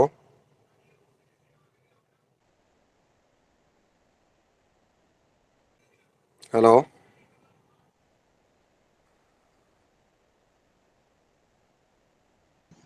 കേൾക്കുന്നില്ലേ? സാറേ ഞാൻ ഒന്ന് ലെഫ്റ്റ് ആട്ടെ, എനിക്കൊരു വേറെ മീറ്റിംഗ് ഉണ്ടായിരുന്നു. ഓക്കെ. ഈ ജോളോ ചിപ്സ് എന്ന് പറഞ്ഞത് എനിക്ക് ഇഷ്ടപ്പെട്ടു. കാരണം എന്താ വെച്ചാൽ ജോളോ ചിപ്സിന്റെ ട്രെൻഡ് പഠിച്ചിട്ടാണ് ഇപ്പൊ കൊറിയക്കാരെ അതേ മസാല വെച്ചിട്ട് നമ്മുടെ ITC ഒരു ചിപ്സ് ഇറക്കിയത് ഭയങ്കര ഫേമസ് ആക്കി. അപ്പൊ ട്രെൻഡ് കോപ്പി ചെയ്യാനും അങ്ങനെ ഒരു ഐഡിയ ഉണ്ട്. അതും ഈ പറഞ്ഞ പോലെ ബ്രാൻഡ് മാർക്കറ്റിങ്ങിലൂടെയാണ് അവർ ഈ സാധനത്തിനെ വളരെ കൃത്യമായി പൊസിഷൻ ചെയ്ത് മാർക്കറ്റ് ചെയ്തിരിക്കുന്നത്. വേറെ എന്തെങ്കിലും ക്വസ്റ്റ്യൻസ് ചോദിക്കാനുണ്ടോ? ഷുഹൈമ ആരെങ്കിലും? ഒരു ക്വസ്റ്റ്യൻ ചാറ്റിൽ കിടക്കുന്നുണ്ട്. My Google add suggest. Ranjith ഉണ്ടോ ലൈവില്? രഞ്ജിത്ത് ചോദിച്ചോളൂ. രഞ്ജിത്ത് രാജു. സാർ, എൻ്റെ ഒരു ഗൂഗിൾ ആഡിനകത്ത് ഇടമൻ വേർഡ് റിമൂവ് ചെയ്യാനായിട്ട് AI സജസ്റ്റ് ചെയ്തിട്ടുണ്ട്. അപ്പൊ അത് എനിക്ക് ശരിക്കും ആ കീവേഡ് എനിക്ക് അത്യാവശ്യമുള്ള വളരെ ഇമ്പോർട്ടൻ്റ് ആയിട്ടുള്ള കീവേഡാണ്. ഞാനത് റിമൂവ് ചെയ്തില്ലെങ്കിൽ എൻ്റെ പെർഫോമൻസിനെ അത് ബാധിക്കുമോ? ഞാൻ അത്ര വലിയ ഗൂഗിൾ ആഡ്സിന്റെ എക്സ്പേർട്ട് അല്ല. പക്ഷെ ഞാനൊരു കാര്യം പറയാം, നിങ്ങൾക്ക് അത് അത്ര റെലവെന്റ് ആണെന്ന് തോന്നുകയാണെങ്കിൽ നിങ്ങൾക്ക് സപ്പോർട്ടിൽ സംസാരിക്കാറുന്നില്ലേ? ഓക്കെ, ഇത് ഇന്നലെയാ വന്നത് അത്. നിങ്ങൾ നേരെ സപ്പോർട്ടിൽ വിളിച്ച് സപ്പോർട്ടിൽ അവരോട് സംസാരിക്കൂ. സജഷൻ എനിക്ക് കിട്ടിയിട്ടുണ്ട്, ഇന്നതാണ് ഇഷ്യൂ, പക്ഷെ എനിക്ക് ആ കീവേഡ് റിമൂവ് ചെയ്യാൻ പറ്റില്ല. അതിന്റെ കാരണങ്ങൾ ഇതാണ്. എന്റെ ബിസിനസിന്റെ അല്ലെങ്കിൽ എന്റെ സെർച്ച് റിലയബിലിറ്റിയുടെ ഏറ്റവും പ്രധാനപ്പെട്ട കോണ്ടെക്സ്റ്റ് ഇതാണ്. അതുകൊണ്ട് എന്നെ ഹെൽപ്പ് ചെയ്യണമെന്ന് പറഞ്ഞേക്കൂ. അവിടെ അതിന് പിന്നെ അതേ സൊല്യൂഷൻ ഞാൻ കാണുള്ളൂ, എന്റെ തലയിൽ അതേ കാണുള്ളൂ. ബാക്കിയുള്ള ആർക്കെങ്കിലും എന്തെങ്കിലും ഐഡിയ പറയണ്ടെന്നുള്ളു. പക്ഷെ സാധാരണഗതിയിൽ അത് ചെയ്യാണ് ഏറ്റവും നല്ല പണി. വേറെ ആരെങ്കിലും എന്തെങ്കിലും ചോദ്യം ഉണ്ടോ? രഞ്ജിത് ബ്രോ പറയുന്നുണ്ടെങ്കിൽ പറഞ്ഞോ. ഓക്കെ, ഞാൻ ഒരു ഡൗട്ട് ഉണ്ടായിരുന്നു. ഒരു അക്കാഡമിയാണ്. അപ്പം സാധാരണ അക്കാഡമീസ് ഒക്കെ എന്റെ ഫോൺ ചിലപ്പോൾ ഓഫ് ആവാൻ സാധ്യതയുണ്ട്, ചാർജ് ഇല്ല. ഓക്കെ, പറഞ്ഞോളി. ഓക്കെ, ഒരു അക്കാഡമിയാണ്. അപ്പം സാധാരണ ഇപ്പം ലക്ഷ്യ പോലത്തെ അക്കാഡമീസ് ഒക്കെ ഏകദേശം അവരുടെ സ്ട്രാറ്റജി മൊത്തം ഇതാണ്, എന്താ നല്ലോണം മാർക്കറ്റ് ചെയ്യുക, സെലിബ്രിറ്റീസിനെ കൊണ്ടുവരാം, അങ്ങനത്തെ രീതിയിലാണ്. എന്നിട്ട് ഏകദേശം അതിന്റെ റിസൾട്ട് ഉണ്ടാവാന്ന് വെച്ചാൽ ഏകദേശം 1000 സ്റ്റുഡൻസ് വന്നാൽ ഒരു 10 പേര് നല്ല ക്വാളിറ്റിയിൽ പാസ്സാവിക്കും. അങ്ങനത്തെ രീതിയിൽ അതിന്റെ എഫക്റ്റീവ്നെസ് ഉണ്ടാവാം. ഞാൻ പറയുന്ന ഈ ഉദ്ദേശിക്കുന്ന അക്കാഡമി എന്ന് പറഞ്ഞാൽ ക്വാളിറ്റിയിൽ ഫോക്കസ് ചെയ്തിട്ട് നല്ല വാല്യൂഡ് ആയിട്ട്, അത്ര പേര് ഒരു കപ്പാസിറ്റി ഇല്ല, പക്ഷെ നല്ല ക്വാളിറ്റിയിലാണ് അവർ ഡെലിവർ ചെയ്യുന്നത്. പക്ഷെ അവർക്ക് അത്ര മാർക്കറ്റ് സ്പെൻഡ് ചെയ്യാൻ പറ്റൂല. അല്ല, ഇവിടെ ഷുഹൈമ മനസ്സിലാക്കേണ്ട ഒരു പോയിന്റ് എന്താണെന്നറിയോ? നമ്മൾ ലക്ഷ്യായാലും ഇംഗ്ലീഷ് ഹൗസ് ആയാലും സ്പീക്കീസി ആയാലും ആരാണെങ്കിലും ആദ്യം നമ്മുടെ ഒരു എഡ്യൂക്കേഷണൽ സ്ഥാപനം മാർക്കറ്റ് ചെയ്യേണ്ട ഫസ്റ്റ് കടമ്പ എന്ന് പറഞ്ഞാൽ പ്രൊഡക്റ്റ് മാർക്കറ്റ് ഫിറ്റ്, പെയിൻ പോയിന്റിനെ കണ്ടന്റ് വഴി മാർക്കറ്റ് ചെയ്യുക എന്നുള്ളതാണ്. കണ്ടന്റ് ആണ് നിങ്ങളുടെ അടിസ്ഥാന മൂലധനം, അല്ലാതെ പെയ്ഡ് ആഡ് അല്ല. പെയ്ഡ് ആഡ് ചെയ്താൽ നിങ്ങൾ പറയുന്നത് 100% കറക്റ്റ് ആണ്, റെലവൻസി കിട്ടില്ല, നിങ്ങൾക്ക് ട്രസ്റ്റ് കിട്ടില്ല, അതോറിറ്റി ഫാക്ടർ നടക്കില്ല. കണ്ടന്റ് വഴിയാണ് ലോകത്തുള്ള ഏത് എഡ്യൂക്കേഷണൽ സ്റ്റാർട്ടപ്പും നിങ്ങൾക്ക് കൃത്യമായ രൂപത്തിൽ വിജയിപ്പിച്ചെടുക്കാൻ കഴിയുള്ളൂ. ഞാൻ ഏകദേശം 17ഓളം ഇന്ത്യയിലെ എടെക് സ്റ്റാർട്ടപ്പുകളായിട്ട് വർക്ക് ചെയ്തിട്ടുണ്ട്. അതിൽ ചിലത് $1 ബില്യൺ വാല്യുവേഷൻ ഉള്ള കമ്പനികൾ വരെ ഉണ്ട്. ഞാൻ പറയട്ടെ ഒരു കാര്യം, അവർ ചെയ്ത ഒരൊറ്റ കളി എന്ന് വെച്ചാൽ കണ്ടന്റ് ആണ്. കണ്ടന്റിന് രണ്ടേ അടിസ്ഥാനമേ ഉള്ളൂ. ഒന്നാമത്തെ അടിസ്ഥാനം, നിങ്ങൾ എന്ത് പെയിൻ പോയിന്റ് ആണ് മാർക്കറ്റിൽ അഡ്രസ് ചെയ്തുകൊണ്ടിരിക്കുന്നത്, കൃത്യമായിട്ട് ആ സാധനത്തിനെ നിങ്ങൾ ഹൈലൈറ്റ് ചെയ്ത് കാണിക്കുക. And how can you be a solution to that pain point? First കാര്യം. രണ്ടാമത്തെ കാര്യം, നിങ്ങളെ പ്രൊഡക്റ്റ് മാർക്കറ്റ് ഫിറ്റ് റെലവെന്റ് ആയിട്ടുള്ള ഓഡിയൻസിന്റെ പല കാറ്റഗറിയിൽ, ആ കാറ്റഗറിക്ക് കൃത്യമായിട്ട് അത് പഠിപ്പിച്ചു കൊടുക്കുക. ഒരു എക്സാമ്പിൾ പറയുകയാണെങ്കിൽ, നിങ്ങൾ 45 വയസ്സ് മുതൽ 55 വയസ്സ് വരെയുള്ള ഒരു വിദ്യാർത്ഥിയുടെ രക്ഷിതാക്കളാണ് ആ വിദ്യാർത്ഥിയെ സംബന്ധിച്ചിടത്തോളം നമ്പർ 1 ഇൻഫ്ലുവൻസർ. അല്ലാതെ സിനിമാ നടനോ സീരിയൽ നടനോ സാധാരണഗതിയിൽ പിന്നെ ഹോട്ടലിൽ പോയിട്ട് കറങ്ങി നടക്കുന്ന ഇൻഫ്ലുവൻസർ അല്ല ഓന്റെ ഇൻഫ്ലുവൻസർ. കാരണം എന്താ വെച്ചാൽ ഇവരാണ് പൈസ സപ്ലൈ ചെയ്യുക ഈ കുട്ടിക്ക്. അപ്പൊ നിങ്ങൾ മനസ്സിലാക്കേണ്ട ഒരു പോയിന്റ് എന്താ വെച്ചാല്, ഒരു എടെക്കിനെ സംബന്ധിച്ചിടത്തോളം ആ പറയുന്ന കാറ്റഗറിയിൽ പെട്ട ആൾക്കാരെ എങ്ങനെ മോട്ടിവേറ്റ് ചെയ്ത് ഈ കുട്ടിക്ക് ഒരു റെലവെന്റ് നോളജ് ഉണ്ടാക്കി കൊടുക്കാൻ പറ്റും എന്നുള്ളത് കൃത്യമായിട്ട് നിങ്ങൾ അവിടെ ബോധ്യപ്പെടുത്തി കൊടുക്കാൻ പറ്റും. ഞാനൊരു എക്സാമ്പിൾ നിങ്ങൾക്ക് എന്റെ ജീവിതത്തിൽ ഞാൻ പറഞ്ഞുതരാം. എന്റെ മകള് പഠിക്കുന്നത് 8ാം ക്ലാസ്സിലാണ്. അടുത്ത വർഷം അവൾ 9ാം ക്ലാസ്സിലേക്ക് കടക്കുകയാണ്. ഫസ്റ്റിന്റെ ഭാര്യ പറഞ്ഞ പോയിന്റ് എന്താണെന്നറിയോ? ഇവളെ സൈലത്തിൽ ചേർക്കണം. ഞാൻ എടുത്തേക്ക് ചോദിച്ച ചോദ്യം, അനക്ക് എവിടെ നീ വാക്ക് കിട്ടി? അപ്പൊ എന്നോട് പറഞ്ഞ് ബൈജൂസ് ആയിരുന്നു ഞാൻ പ്രിഫർ ചെയ്തിരുന്നത്, ബൈജൂസ് പൂട്ടി എന്നുള്ളത് നിങ്ങളെ വായെന്ന് തന്നെ കേട്ട്, അതുകൊണ്ട് ഇനിയിപ്പോ എനിക്ക് പ്രിഫറൻസ് ഉള്ളത് സൈലാണ്. ഈ വാക്കാണ് ശരിക്ക് പറഞ്ഞാൽ അവിടെ കിട്ടേണ്ടത്. അപ്പൊ നിങ്ങൾ എന്നോട് ഒരു ചോദ്യം ചോദിക്കും തിരിച്ചിട്ട്, സാറേ കുറെ ആഡ് വിട്ടിട്ടല്ല. അതിന്റെ ഏറ്റവും വലിയ തെളിവാണ് ഫിസിക്സ് വാല. ഫിസിക്സ് വാല ചെയ്തൊരു പരിപാടി ഇന്ത്യയിൽ ഒരു കമ്പനിക്കും ചെയ്യാൻ സാധിച്ചിട്ടില്ല. ഒരു കമ്പനിക്കും ചെയ്യാൻ സാധിച്ചിട്ടില്ല. ഞാൻ കേരളത്തിൽ അങ്ങനെ ഒരു കമ്പനിയും എന്റെ കണ്ണിൽ പെട്ടിട്ടില്ല, ഇന്ത്യയിലും പെട്ടിട്ടില്ല. പക്ഷെ ഇന്ത്യക്ക് പുറത്ത് പല കമ്പനികളുണ്ട്. ഫിസിക്സ് വാല ഇന്ത്യക്ക് പുറത്തുള്ള ഏറ്റവും വലിയ കമ്പനിയാണ് ഡുവലിംഗോ. ഡുവലിംഗോ ഇതേ സ്ട്രാറ്റജി കോപ്പി ചെയ്ത കമ്പനിയാണ്. ഫിസിക്സ് വാല കൃത്യമായിട്ട് പറഞ്ഞാൽ 9 മില്യൺ സബ്സ്ക്രൈബറിലേക്ക് അവർ എത്തിയതിൽ 4 മില്യണും ഓർഗാനിക് ഗ്രോത്ത് ആണ്. അതെങ്ങനെ? കൃത്യമായി പറഞ്ഞാൽ ഒരു എട്ടക്കിന് വേണ്ടിയത് വലിയ ബ്രാൻഡ് പേഴ്സൺ അല്ല. ഞങ്ങൾ പുലിയാണ് നരിയാണെന്നുള്ളത് നമ്മൾ പറയരുത്, വിദ്യാർത്ഥികൾ പറയണം, പ്ലസ് അവരെ മാതാപിതാക്കളും പറഞ്ഞു. ഇത് നിങ്ങൾക്ക് കൃത്യമായിട്ട് ഈ ബോധം നിങ്ങളുടെ ഉള്ളിൽ ഉണ്ട് എന്ന് വിചാരിക്കുക. 2 നീഷിൽ പെട്ട ഇൻഡസ്ട്രികളെ വിജയിപ്പിച്ചെടുക്കാൻ ഒരു പ്രയാസമില്ല. ഒന്ന് എട്ടക്ക്, രണ്ടാമത്തത് അതിനോട് അസോസിയേറ്റ് ചെയ്ത നമ്മുടെ ആളെ പറഞ്ഞേക്കുന്ന ഒരു പരിപാടിന്റെ എന്തായാലും പറയാ, എന്റെ വായിൽ കിട്ടണില്ലല്ലോ, എന്തായാലും പറയാ, മറ്റേ സ്റ്റഡി അബ്രോഡ്. ഈ 2 സാധനത്തിന്റെ പരിപാടി ഇതാണ്. കണ്ടന്റ് വെച്ചിട്ട് വേണം നിങ്ങൾ ജനങ്ങളെ കൃത്യമായി മനസ്സിലാക്കാൻ. അപ്പോ അവിടെ നിങ്ങൾക്ക് വേറെയും കൂടി ഒരു പോയിന്റ് ഞാൻ പറഞ്ഞുതരാം. ആ പോയിന്റ് ഇത്രയേ ഉള്ളൂ. കണ്ടന്റ് വെച്ച് മാർക്കറ്റ് ചെയ്യുന്ന സമയത്ത് നിങ്ങൾ ചിന്തിക്കേണ്ടത് സോഷ്യൽ കണ്ടന്റ് ആണ്.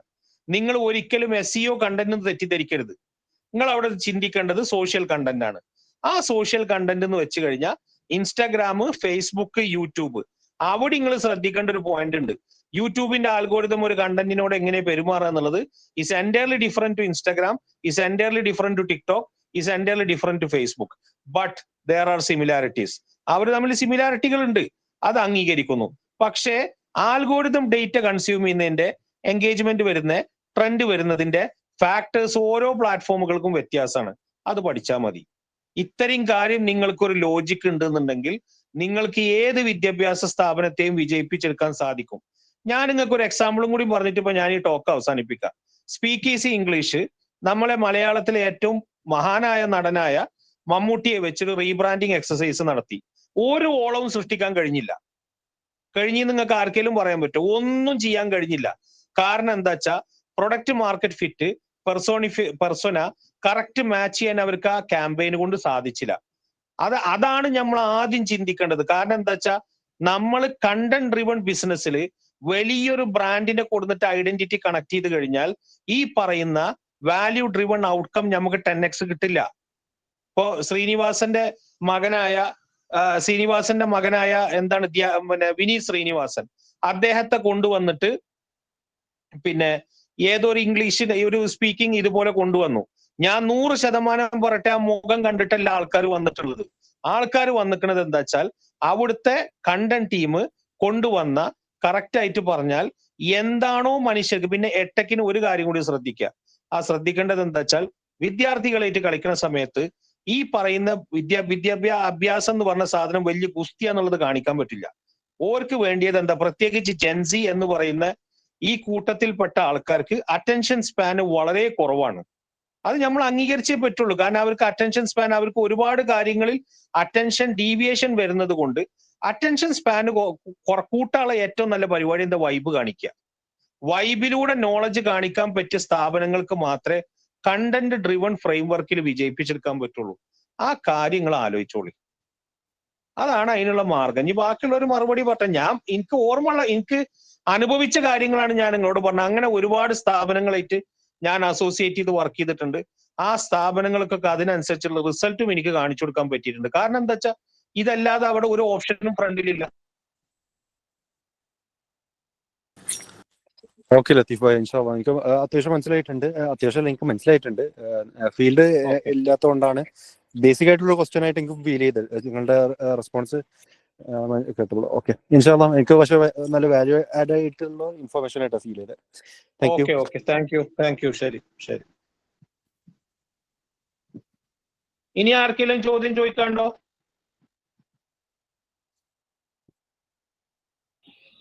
സുജിത്ത് ഹാൻഡ് റൈസ് ചെയ്തിട്ടുണ്ട്. ചോദിച്ചോളൂ. ചോദിച്ചോട്ടെ. ആക്ച്വലി നമ്മളുടെ മെറ്റേറിയലായിരുന്നു കേട്ടോ ഒരു ക്വസ്റ്റ്യൻ, മെറ്റാഡ്സ് എന്നായിരുന്നു. ഞാൻ ഗ്രൂപ്പിൽ ഒരു ഇമേജ് ഷെയർ ചെയ്തിട്ടുണ്ട്. അതായത് നമ്മുടെ ആഡ്സില് ആഡ് സെറ്റിന്റെ ആ ഭാഗത്തായിട്ട് ടെംപ്ലേറ്റ് എന്ന് പറഞ്ഞിട്ടുള്ള ഒരു ഓപ്ഷൻ കാണാം നമുക്ക്. അത് നമ്മൾ എനേബിൾ ചെയ്തിട്ട് അത് നമ്മൾ എഡിറ്റ് ചെയ്തിട്ട് ക്യാമ്പയിൻ ചെയ്യുന്നതുകൊണ്ട് എങ്ങനെയായിരുന്നു അതിൻ്റെ അത്? ഞാൻ അതൊരു ട്രൈ ചെയ്തിട്ടില്ല, എനിക്ക് ട്രൈ ചെയ്യണമെന്നുണ്ട് അത്. സലീമൊന്ന് മറുപടി കൊടുക്കൂ. എവിടെയാണ് ഷെയർ ചെയ്ത് കണ്ടില്ല, ഞാൻ നോക്കി ഗ്രൂപ്പിൽ ഏത് ഗ്രൂപ്പിലാന്ന് വെച്ചാൽ നോക്കാം. ഓക്കെ, ഞാൻ രണ്ടാമത്തെ നമ്മളുടെ ഗ്രൂപ്പിലേക്ക് ഷെയർ ചെയ്യാം.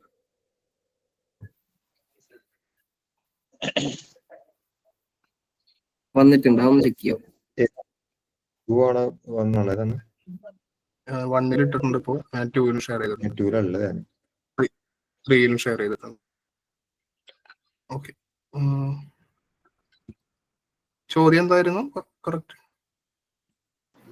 അതായത് അത് നമ്മൾ യൂസ് ചെയ്ത് കഴിഞ്ഞാൽ നമ്മുടെ ആഡ്സ് പെർഫോമൻസ് എങ്ങനെയാ വർക്ക് ആവാന്നുള്ളൊരു ഡൗട്ടായിരുന്നു. ഇതുവരെയായിട്ട് ഞാൻ അത് യൂസ് ചെയ്തിട്ടില്ല ആക്ച്വലി, അതായിരുന്നു. ഇമേജ് ഇപ്പോഴും ലോഡ് ആയിട്ടില്ല നമ്മളെ സ്ക്രീൻ ഒന്ന് ഷെയർ ചെയ്യാൻ പറ്റുമോ? ഓക്കെ, കണ്ടു.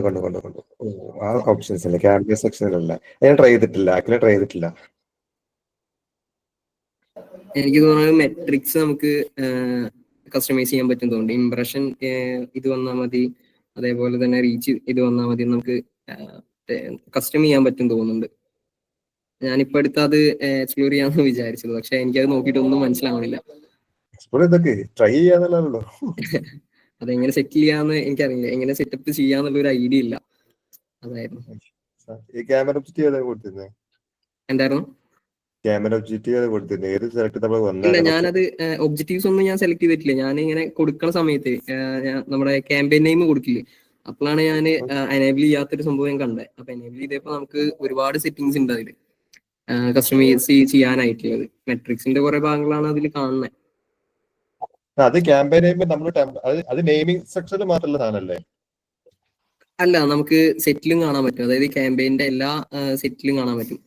ഇപ്പൊ നമ്മള് ക്യാമ്പയിൻസ് എടുക്കുകയാണെങ്കിൽ ഒബ്ജക്റ്റീവ് സെലക്ട് ചെയ്തിട്ട് നമ്മൾ നെക്സ്റ്റ് പോയിട്ട് ആഡ് സെറ്റ് കാണുകയാണെങ്കിൽ അത് അവിടെ ഉണ്ട് ഇങ്ങനെ ടെംപ്ലേറ്റ് എന്ന് പറഞ്ഞിട്ടുള്ള ഒരു സെക്ഷൻ. അത് നമ്മൾ ആ ടോഗിൾ നമ്മൾ ഓൺ ചെയ്ത് കഴിഞ്ഞാൽ നമുക്ക് കസ്റ്റമൈസ് ചെയ്യാനുള്ള ഒരു ഓപ്ഷനാണ് വരിക.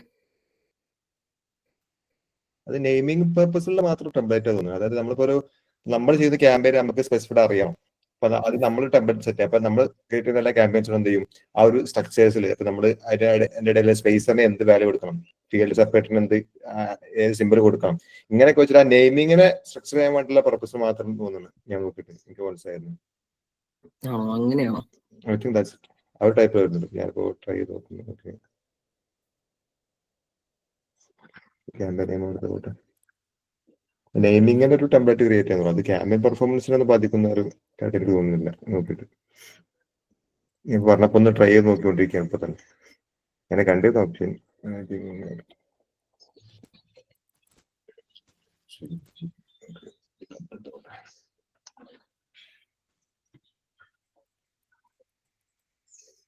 ടെംപ്ലേറ്റ് കയറി പോണത് ആണെങ്കിൽ ഫീൽഡ് സെപ്പറേറ്റർ കൊടുക്കേണ്ടത്. ഓക്കെ,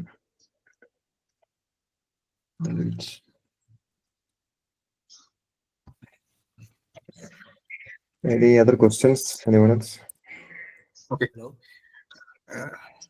ഇനി ആർക്കെങ്കിലും ഏതെങ്കിലും ക്വസ്റ്റ്യൻസ് ഉണ്ടോ? SEO റിലേറ്റഡോ അല്ലെങ്കിൽ ആഡ്സ് റിലേറ്റഡോ ഓവറോൾ ഡിജിറ്റൽ മാർക്കറ്റിംഗ് ക്വസ്റ്റ്യൻസ് ഉണ്ടെങ്കിൽ ചോദിച്ചു.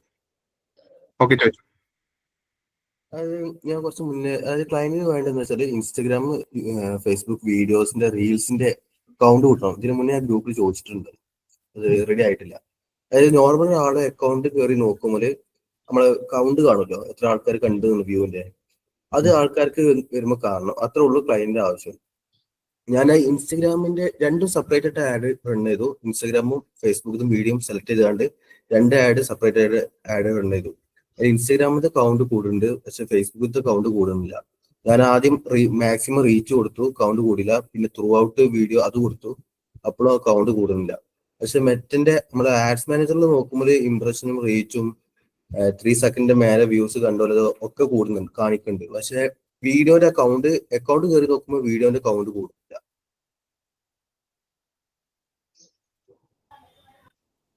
എന്താണ് വ്യൂസ് കാണുന്നില്ല എന്നാണ് പറയുന്നത്? അതെ വ്യൂസ് കാണുന്നില്ല. എക്സിസ്റ്റിംഗ് പോസ്റ്റ് സെലക്ട് ചെയ്തിരുന്നതൊക്കെ എക്സിസ്റ്റിംഗ് പോസ്റ്റ് ആണ് സെലക്ട് ചെയ്തത്. അത് ഫേസ്ബുക്കിന്റെ പ്ലാറ്റ്ഫോം നിങ്ങൾ 2 ആഡ് സെറ്റ് ആക്കി ഉണ്ടാക്കി കാണും? അതെ 2 ആഡ് സെറ്റ് ആക്കി. ഒരു ആഡ് സെറ്റ് ഫേസ്ബുക്ക് മാത്രം പ്ലേസ്മെന്റ് കൊടുത്തു. അവിടെ ഫേസ്ബുക്കിൽ 2 ക്യാമ്പയിൻ ആണ് ചെയ്തത്. ആഡ് സെറ്റ് അല്ല, 2 ക്യാമ്പയിൻ ചെയ്തത്. ഓക്കെ. ഫേസ്ബുക്കത്തും വേറെ ക്യാമ്പയിൻ ആയിട്ട് ചെയ്തു, ഇൻസ്റ്റാഗ്രാമത്തും വേറെ ക്യാമ്പയിൻ ആയിട്ട് ചെയ്തു. രണ്ടും ഇൻസ്റ്റാഗ്രാമും ഫേസ്ബുക്ക് രണ്ടും വേറെ ആയിട്ട് സെലക്ട് ചെയ്തിട്ട് ആഡ് റൺ ചെയ്തിട്ടും ഇൻസ്റ്റാഗ്രാമത്തെ അക്കൗണ്ട് കൂടുന്നുണ്ട്, ഫേസ്ബുക്കത്തെ കൂടുന്നില്ല. ഞാൻ എല്ലാ പണി നോക്കി. ഫേസ്ബുക്ക് മാത്രം കാണിക്കാൻ നോക്കി, ഇൻസ്റ്റാഗ്രാം മാത്രം കാണിക്കാൻ നോക്കി. ക്യാമ്പയിൻസ് പെർഫോമൻസ് കൂടെ എന്താ കൊടുക്കുന്നത്? എൻഗേജ്മെന്റ് ആണോ അല്ലെങ്കിൽ വീഡിയോ വ്യൂസ് ആയിരുന്നോ? രണ്ടും കൊടുത്തു. രണ്ടും കൊടുത്ത സമയത്ത് എങ്ങനെ വ്യൂസ് കാണിച്ചത്? അതിൽ എക്സിസ്റ്റിംഗ് പോസ്റ്റ് ആണെന്ന് ഉറപ്പുവരുത്തണം. എക്സിസ്റ്റിംഗ് പോസ്റ്റ് ആണ് ഉറപ്പുവരുത്തിയാണ്.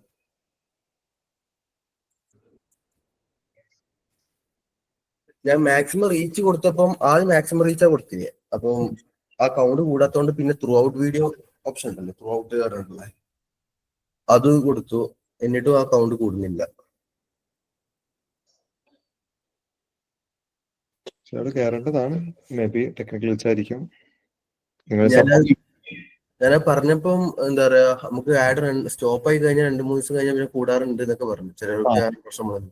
പക്ഷെ ആഡ് സ്റ്റോപ്പ് ആയിട്ട് കഴിഞ്ഞു, ഒരു 2-3 ദിവസം കഴിഞ്ഞു, ഇപ്പോഴും കൂടിയിട്ടില്ല അത്. പക്ഷെ നമ്മള് മെട്രിക്സ് മറ്റേത് നോക്കുമ്പോൾ അതിൽ കാണിക്കുന്നുണ്ട് റീച്ച് ഇത്ര 50,000 അങ്ങനെയൊക്കെ കാണിക്കുന്നുണ്ട്. 3 സെക്കൻഡ് മേലെ.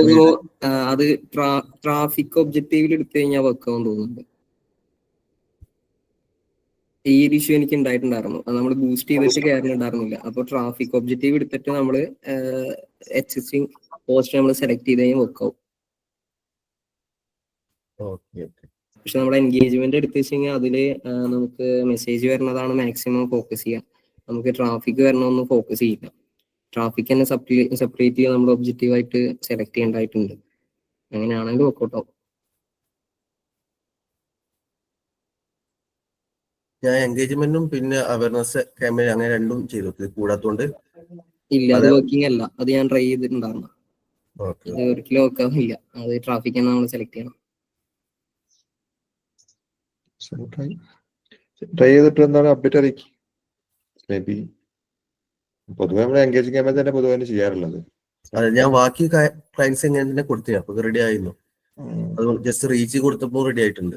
ഇത് അതൊരു പക്ഷെ 1 മിനിറ്റിന് മുകളിലുള്ള എല്ലാ വീഡിയോസ് എങ്ങനെ ആയിരിക്കും, അങ്ങനെയാണോ? അത് ഞാൻ തോന്നുന്നുണ്ട്.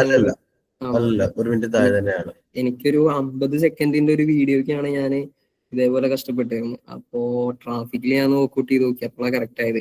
എൻഗേജ്മെന്റ് നോക്കിയിട്ടുണ്ടായിരുന്നു, മറ്റുള്ള എല്ലാതും അവയർനെസ് ഒക്കെ നോക്കിയിട്ടുണ്ടായിരുന്നു, അതിലൊന്നും നോക്കായില്ല. അങ്ങനെ ലാസ്റ്റിലാണ് അവയർനെസ്സിൽ നമ്മുടെ ട്രാഫിക്കിൽ നോക്കായത്. അതിലൊന്ന് ട്രൈ ചെയ്ത് കഴിഞ്ഞാൽ നോക്കാവും.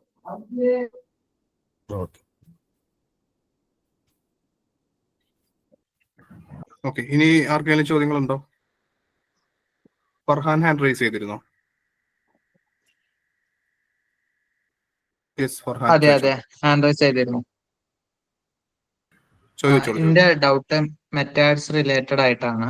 ബുക്ക് മൈ ഷോന്റെ ഒരു ടിക്കറ്റ് ഇപ്പൊ നമുക്ക് ആഡ് റൺ ചെയ്യണം. അപ്പൊ അതിനാണെന്നുണ്ടെങ്കിൽ ഇപ്പോ നമുക്കിപ്പോ ട്രാഫിക് ക്യാമ്പയിൻ അല്ല ചെയ്യാൻ കഴിയുള്ളൂ. പക്ഷെ ട്രാഫിക് ക്യാമ്പയിനില് കൺവേർഷൻ എന്നുള്ള ഓപ്ഷൻ, പെർഫോമൻസ് കോൾ കൺവേർഷൻ എന്നുള്ളത് സെലക്ട് ചെയ്യുമ്പോൾ ആഡ് റൺ ചെയ്യാൻ പറ്റുന്നില്ല. പിന്നെ വേറൊരു ഡൗട്ട് വെച്ച് കഴിഞ്ഞാല് നമ്മളിപ്പോ ലിങ്ക് ക്ലിക്ക് കൊടുക്കുകയാണെങ്കിൽ തന്നെ നമുക്ക് പിക്സൽ സെറ്റപ്പ് ചെയ്യാനുള്ള ഓപ്ഷനും ഇല്ലല്ലോ. അപ്പൊ ഇതില് ഇപ്പൊ ബുക്ക് മൈ ഷോയില് ഇത്ര ബുക്കിംഗ് വന്നിട്ടുണ്ട് എന്നുള്ളത് നമുക്ക് എങ്ങനെ പറയാൻ പറ്റും? അത് ട്രാക്ക് ചെയ്യാൻ വല്ല വഴിയുണ്ടോ?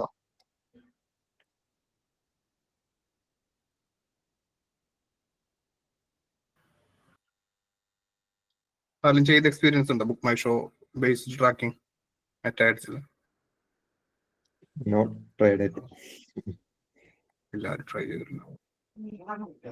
നമുക്ക് എന്തായാലും ഗ്രൂപ്പിലൊന്ന് ചോദിക്കാം, നമുക്ക് ടാഗ് ചെയ്ത് ചോദിക്കാം. ഓക്കെ, ഇനി ആർക്കെങ്കിലും ഡൗട്ട്സ് ഉണ്ടോ SEO റിലേറ്റഡോ ആഡ്സ് റിലേറ്റഡോ ആയിട്ട്?